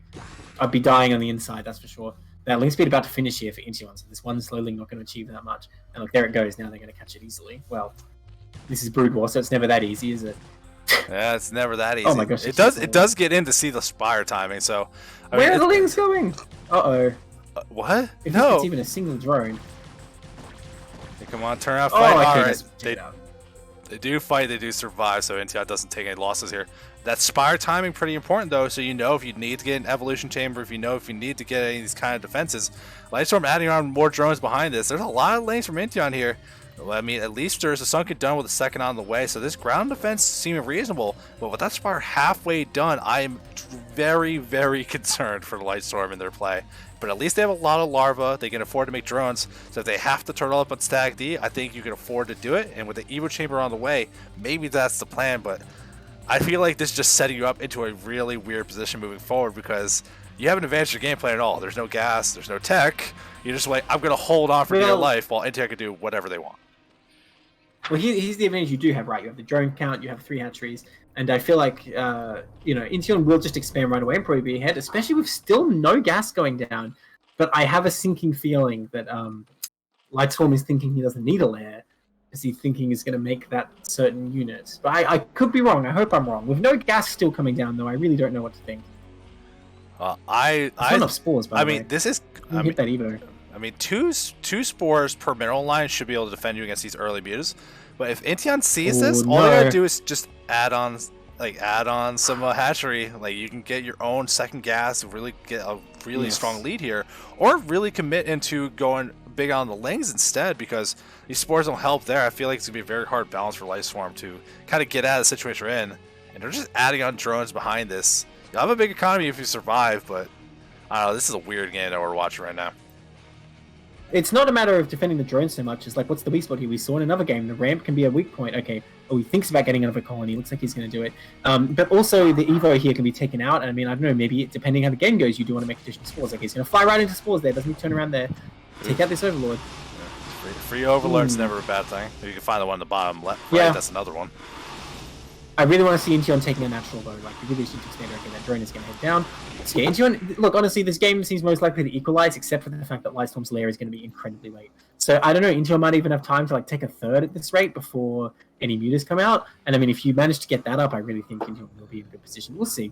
See how this happens. I mean, you know, it sounds good with a lot of drones and a lot of time, but no lair. Hydra tech. No. Oh man, I saw this going a mile away. Oh, he's just losing mutas left and right to these spores. Okay, he only lost one to be fair, but he took a lot of damage. I mean, hey, look at this. This hatchery not protected. If he can just sit there, yeah, he can just kill that hatchery. No, don't get baited. Kill the hatchery. Just kill the hatchery. Dude, just right click on it, please. Please. Alright, so what we're seeing here for There we Lightstorm, go. like, yeah, found the spot that's going to be a little bit sweet here, but... Oh, he's drifting. He's drifting. He's drifting. That's okay, fine. It's fine. It's fine. Now, I want you... That spore's going to finish, though. Oh, yeah, for sure. So, India's going to have to back off here. They do have a hatchery started at their own natural here. It's a drone. But it's just, like, look at this. It is so few drones for Intion here. Lightstorm, while Hydras are slow, okay? We're gonna talk about Hydras. We have to talk about it. We have to talk about them. Alright, so it's a lot of drones. It's a decent amount of economy. They're gas light, which is really good when you have these two bases mining. And you can see, like, Intent here, it'd be hard pressed to be like, I should go all in on mutas with all this anti-air defense. So if you get to a decent amount of Hydras, maybe you can move out here. Intent actually even gets supply blocked because the Hydras do pick off the Overlord that was pretty far forward here. It's still a lot of drones for Lightstorm. He's working towards upgrades. He's got that Evo chamber. He can start working towards some of that too. Maybe you get enough to muscle through before Incheon can kind of recover their economy in a good spot. I'm not saying it's a great strategy. I'm not saying I like seeing it, but at least you can make it make sense. Incheon does have a lot of mutas though. If Lightstorm moves out, like without the cover of these spores to help out, could be in trouble. But it's gonna be up to Incheon to know when to engage. Yeah, it doesn't want to be trading mutas away from these spores right now. I feel like Incheon's main mistake here has been like how slowly they expanded. Honestly, when you see some of these spores, maybe you just to make the hatch and don't make mutas right away because you know your opponent has no lair. But look at this, Lightstorm going to move out right now. There's Ling's on hold position, he's getting picked up by Hydras, and there's not enough mutas. You need to pull back and build more mutas before you can engage those Hydras. Let's get one though. I mean, with Micro they can do something, but I feel like it's not enough. He just needs to pull back and wait for more. Oh, but he's just taking so many free hits. So many free hits. And look, he loses mutas for nothing. 2 mutas go down for nothing there.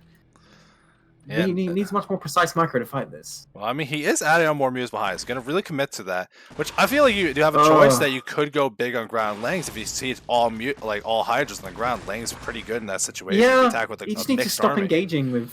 He needs to stop engaging with 5 mutas alone, because 5 mutas versus how many? Like 12 Hydras is going to die. He's pulling back now. Now, Sunken doesn't go and miss here either at the natural. Granted, he doesn't have many drones. But yeah, like I was saying, I think Incheon's mistake so far has been he didn't really expand or drone up very quickly. When you see some of these spores going to no layer, I think you just have to take your cue and just expand faster, cut mutas. You only need like 1 muta to make him make the spores, and then you're good. Yeah, I mean, definitely. Yeah, no, he's just committing so much damage. Yeah, I feel like this is like we're watching a TVZ, a bio push, where it's like the mutas are being constrained because of the Hydra push. So it's gonna see how far they can keep moving forward here. They don't have the upgrades finished just yet. +1 weapon about halfway done. Trying to take this fight here. Mutas taking a lot of free damage. Trying to find the best angle they can, but it's just a lot of brute muscle here. Incheon choosing the bad fight here gets definitely the worst end of it. And now this Lightstorm just turns right around. He's still got plenty of Hydras. He can move forward here. There's no static defense. It's just a decent amount of length from Incheon. So, I don't know. Lightstorm might have an opportunity here. Taking a third base over at the 10 o'clock. Saying, I'm going to play ZVZ how I want to. I don't care if the blind likes it. Someone needs to make him stop. So these mutas all die, and there's no Sunkens here. A few Lings, I don't think are going to achieve that much here, especially with Lightstorm's own Lings tanking in the front. Yeah, I think, yeah, Lightstorm crushing through there. GG. I think what you're supposed to do is, like I was saying, expand faster, but then you get a few Sunkens as well, just to buy some time to make more and more mutas. And once you have a really critical mass of mutas, they scale better than the Hydras because they can all engage at once. So you can compress them and just kind of crush Hydras. But I don't know, there's many different ways that could have gone, but I'm still not sold on Hydras, alright? I mean, you can be not sold on it all you want. Truth is, it won. And it does have that advantage, especially during preseason where you haven't got a chance to really work with the coaches. How often do you play against Hydra's EVZ? It's hard to know what to do if you've never played against it, right? True. So I'm not going to complain about that. Does get the win. Intian did take some bad engagements, but the defense was very adequate, though, from Lightstorm. Manages to pull off the strategy, get the economy they need to support it.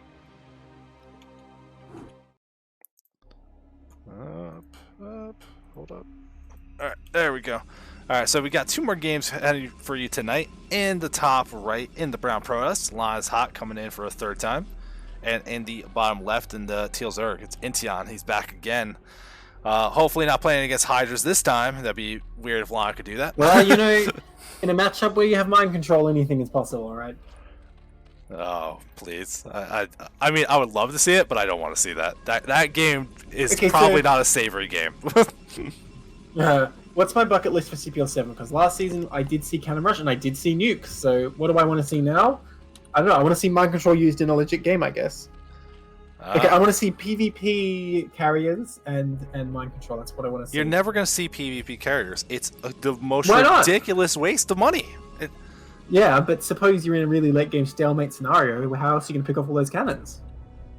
With a Reaver. No, they're too dumb. Say all your opponent's cannons are to the south of you. Then how are you going to deal with this? How do your cannons, or how do your carriers survive one Psionic Storm on the interceptors during a fight? Does Psionic Storm hurt interceptors?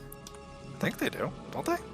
I tested it one time, but I forgot the results of the test, to be honest. I thought that was like one of the big reasons they're terrible in that matchup. Is that it's just so easy to kill. But you just storm the carriers. You don't storm the interceptors, you storm the carriers. Okay, do that too. Whatever. Yeah, I mean that's the real problem with this, to be honest. I think when I tested it did damage them, but obviously they go on repair if they don't get caught out too badly. Yeah, well, I don't know. Well, I mean, if we saw that, that'd be cool. Now, it is going to be that overpull opening from Intian here. Lana's hot. Again, that pylon placement pretty low. So I'll be in a Nexus first. So I wonder if this is a set play. Another gate is it going to be the Ranged Dragoon all in. So might be a set kind of play for Lana, especially in the preseason when, you know, you're not playing the same people. It's best of 1s, not best of 3s, you know. So we're just going to work on what we're seeing here. That Forge goes down behind it. So I don't know. We'll see if Intian handles it in a different way, because I think a lot of the idea of it before wasn't bad. It's just the choosing when to engage, when to move out was really the biggest choice. Yeah, I mean, I feel like last time this happened, if Lana's opponent, I can't remember who it was now, didn't hesitate with the Lings, though, they could have actually got 4 in, or like you say, kill the cannon. So we'll see if Intian kind of a bit more decisive. Unfortunately, only made 4 Lings here. Didn't send a drone scout on like the other game, so unaware. And I don't think he's even going to go for the attack. This probably just distracting him, and the time is slipping away already. The cannon already on the way. So I think actually Lana's going to be fine here. Yeah, manages to get away with the Nexus first. Still makes a cannon behind it, you know, being respectful about what could happen here. Gateway goes down as well. So this pro buying its weight in gold is just that you bought time, and hell, look, here comes that drone too. It's going to try to take the expansion right in Lana's face. But, you know, that if knowing for sure there's that 3rd base here, definitely good knowledge, even if you don't get a chance to really block it or anything. So if you get the info, there it is, and we'll see what Intian wants to go from here. That Overlord finally getting here, but it's not going to see the timing in anything. Like, the wall just kind of looks normal, so it doesn't really know what it's dealing with here. If you think it's just a normal kind of Forge expand opening, you might be really caught out by how fast everything could be from the Protoss player. Yeah, well, I'm not super familiar with what the gateway timing should be. I mean, if he's really high level, you can probably tell. But I mean, yeah, it is tricky to tell when you're in the T2. You just see that finishing up. I mean, I think as you think, yep, normal game. I made my 4 Zerglings. I got my 3rd base. Everything's good. But how far ahead is Protoss really? We're going to see that Cybernetics score from 1 pylon again, which again I think is a very nice move. So maybe, like you say, it's this goon all in again. I mean, it feels like it. All the indications of what we've seen from the first game seem very similar here. And we'll see what Incheon chooses to do here. Looks like they're just trying to add on some drones, adding another set of Lings as that hatchery does build up. Gas is starting to get mined out here. We'll see the choice. Is it going to actually be Lair, or will this be? And it will be Lair, not going to be a Hydra play. And I think there's a big opportunity to do damage here, because while Goons can't hit Mutas, they're not great versus Mutas. So if you end up going Spire and like kind of picking that choice, you could be sitting in a really good spot. Yeah, I mean, well, it's just, well, it's not a Hydra bust, honestly, because it might have gone the same way as last game. With Protoss. Well, okay, how many gates do we see, though? Only 2 gates so far, no range. It could still be a Citadel build at this point, for all we know. Oh, okay, now I'm starting to think it's probably Dragoons getting more gateways here. Well, let's see. Well, I'm waiting to see what he builds. Well, which I think another part of the, if you're going to go Citadel into like Templar and stuff, you would probably get your second gas by now. Then there's that, I suppose there's right. that Dragoon range on the way, so yeah, definitely. So going to be coming across with Dragoons here, trying to kill the Zerg. Now, Zerg, if they get a Spire, a Muta's actually good versus this. I know it sounds counterintuitive, but like Mutas are not bad versus Dragoons, right? No, Mutas and Dragoons, their interaction, like if you get enough Dragoons, you can definitely fight them. The biggest thing though, if you do this, is because this is a very like Dragoons are expensive, right? Like they're 125.50. That's an expensive unit. You're making them out of 4 gateways. That's true. You probably don't have a lot of cannons for defense, so the Mutas can make the choice if they want to try to fight you straight up or go for the harassment. And if they get decent damage with the harassment, that's all they really need to do. You should be able to defend a Goon move out when you see it, just by making a decent amount of Lings, helping slow things down, and then the Mutas can come in later. But here's that Spire on the way. Let's see if that ends up being the choice here. Because this Overlord's getting in the base, sees the gateway count, and if that first Dragoon pops out and you're paying attention, kind of tells you everything you're looking for. You can see one's going to move up. First Dragoon, you say? This is long past the first Dragoon already, but yes, he's going to see. He's going to say, what are Dragoons being made? I guess that will already trigger him not to go into Mutas. He's made a huge round of drones, so he probably has the economy you need. Look at that. If he's down Sunken already at the natural, he's going to be a Sunken, I assume. Getting a third gas though, so it looks like his answer to this is indeed Mutalisk. That's surprising. I mean, I guess we're going to see what we were talking about in practice, right? He's saying, okay, it's Goons, that means I need Mutas, right? Counterintuitively, the unit that attacks air. Well, we'll see. We'll see how it works out, right? Well, remember, like there is the damage type, so I don't think Goons do full damage to Mutas. So, like, what do they do full damage to though? Ultralisks? Like, come on, hatcheries. That's what they do full damage to.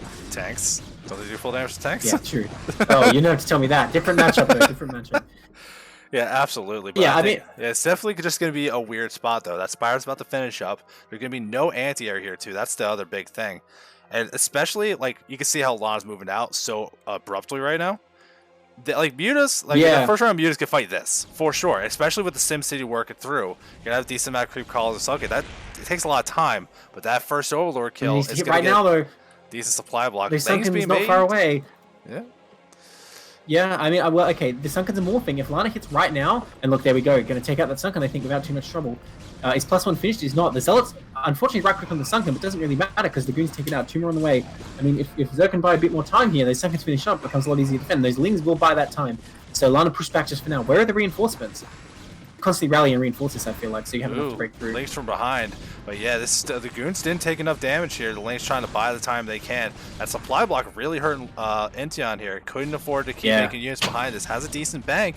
Gotta keep working on Lings, though, using the Larva for that. Unfortunately, not going to be able to use that Spire tech. Has a lot of gas banked up they can't use.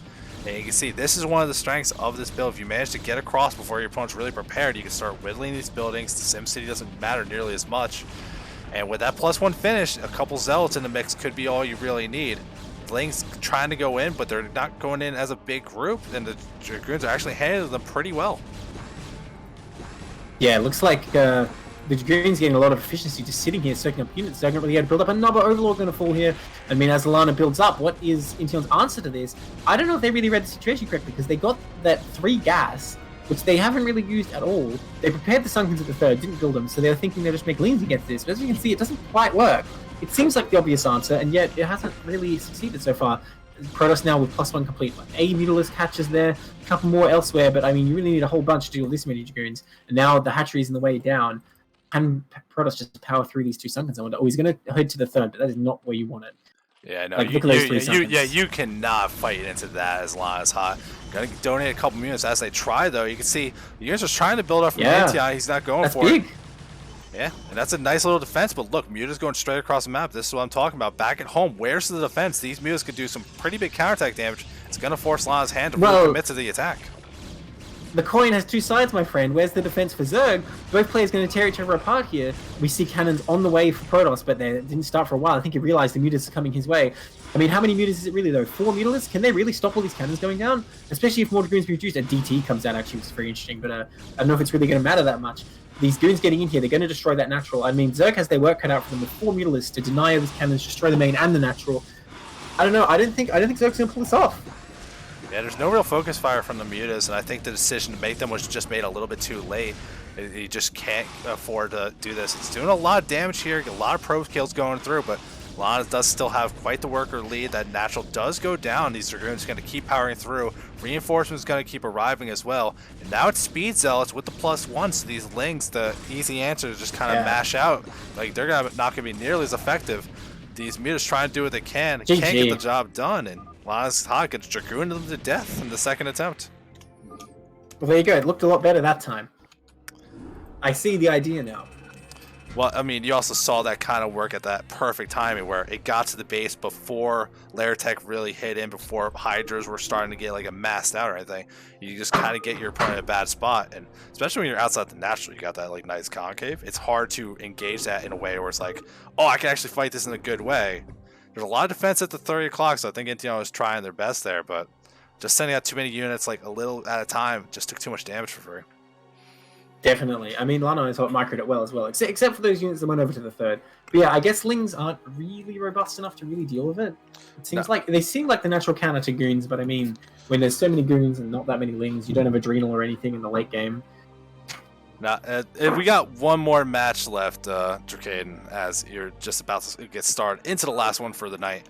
And we are streaming again tomorrow, so make sure you're following the channel. You'll get a notification. We're starting again same time as this time. We're starting at 7 o'clock. The blog's going to be running the show, picking his own groups. So 7 o'clock Eastern, we should point out. 7 o'clock Eastern. But we got one more game. Let's get into it. In the top right, in the red Terran, it's U-Round.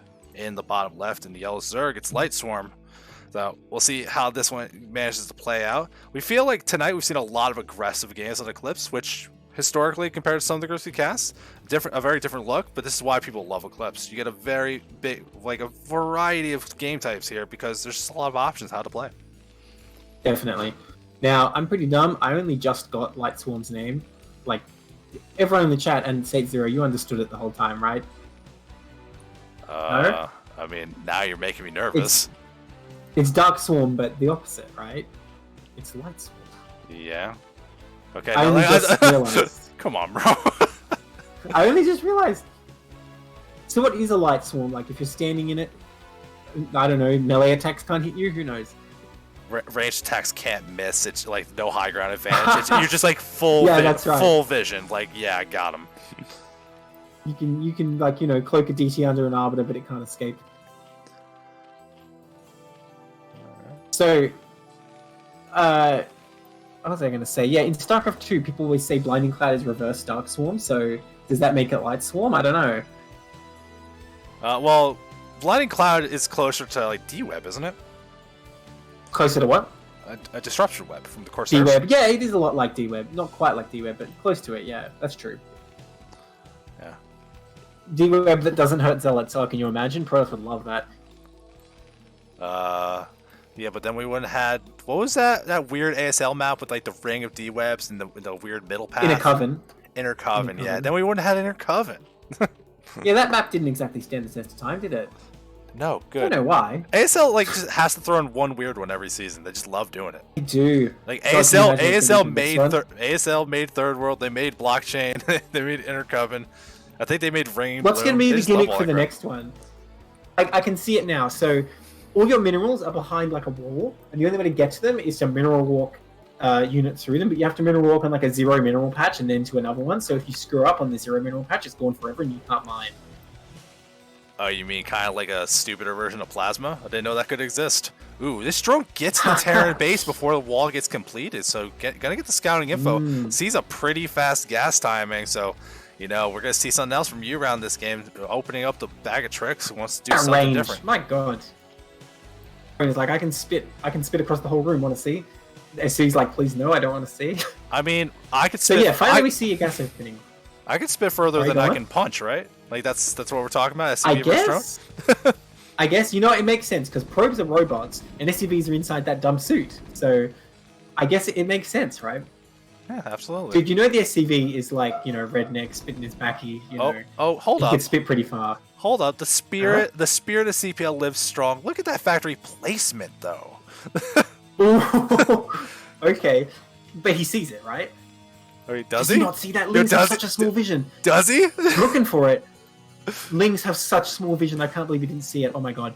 Are you kidding me right now? This is insane. Yeah, It's so blatant. It's like not even that well hidden. The Lings are still looking, but it's gonna finish. Oh my god. Are you serious? Oh, that drone's gonna see it. That drone doesn't see it. How does it not see this? Oh my god, he doesn't find it. Oh my god. I can't believe this. And he's even the factory in his main. He's even making the creep colony like in the perfect spot. They're doing what they should be doing here, but oh no. He's gonna show you the SCV, which I don't know how I feel about that. But I guess it's gonna have a nice look-see. I mean, at this point, you're sending a message. Lair's gonna be on the way, but I think you're a mile away from any useful Lair tech. Here come the Lings. They're going after the SCV. The red flags are not fully on fire. Here comes that first vulture, and we're about to see the havoc. Oh, he's not even revealing. He's gonna wait for two so he can one-shot drones. Yeah, so I want to see an armory go down behind this though, because U-Round is going to have to deal with mutas. I am highly doubtful that this vulture can kill all the drones, so that there's no mutas coming. And honestly, he's waiting a bit too long. I guess if you wait for two, you can hit, but I'm just worried this thing's going to find it. Doing a nice job keeping that SCV alive and not revealing the factory. Honestly, he's got two vultures out. Is he really going to wait for three? I am not this patient, to be honest. When I play StarCraft, I'm like, I've got one vulture, go, go, go. But here we go. He's going to start hitting these drones. Those two Lings are not going to achieve very much. A little bit of micro to keep those vultures alive, but now the damage is going to start to go down. And Light Swarm is like, all right, you know what? You got me. You got me. Hands up. All right. I mean, did you see what was in the production tab? It was drones, not Lings. So it's like you didn't have units on the way. Yeah, that was just going to get real bad. So, unfortunately, U-Round shenanigans manages to find the perfect spot. Barely doesn't get detected, but you know what? Sometimes that's StarCraft, baby. Beautiful. So you say that's the spirit of CPL, huh? Interesting. Yeah, I think so. Sometimes. Hey, it's preseason, and we definitely talked about preseason. Maybe you should cheese a little bit. You could cheese a little bit. Actually, I wouldn't even say like at the start and the end. Which I wouldn't say we saw a lot of cheese, but I definitely would say we saw a lot of aggressive builds. We saw a lot of well, you heard the way timing attacks. Was talking in the. You said the way Arge was talking in the team reveal stream, right? So I'm anticipating great things from him. I hope so. I can't wait. He needs to be Boris, who's like mentor. Like we could just ruin this. Yes, league. Yes. It's gonna be a great time. Someone needs to teach Brisu for sure, because he has the nukes. He just needs to incorporate everything else. All right, well, everyone, that's going to be it for us. We're going to go raid a channel, but we are casting tomorrow. We got cast on Thursday as well. Pancake Princess and Cold War gets doing some stuff as well. King of the Tiers tournament is this weekend. Details are going to be in the Discord. Make sure you're involved in Discord. Keep your eye on all the announcements and everything. But for tonight, Nablime, thanks for joining me, buddy. No worries, and I'll thank you for joining me tomorrow to subject you to whatever games I choose. Yeah, it's going to be fun. No, it's actually going to be fun, but we're going to close up the stream for now. See you guys tomorrow.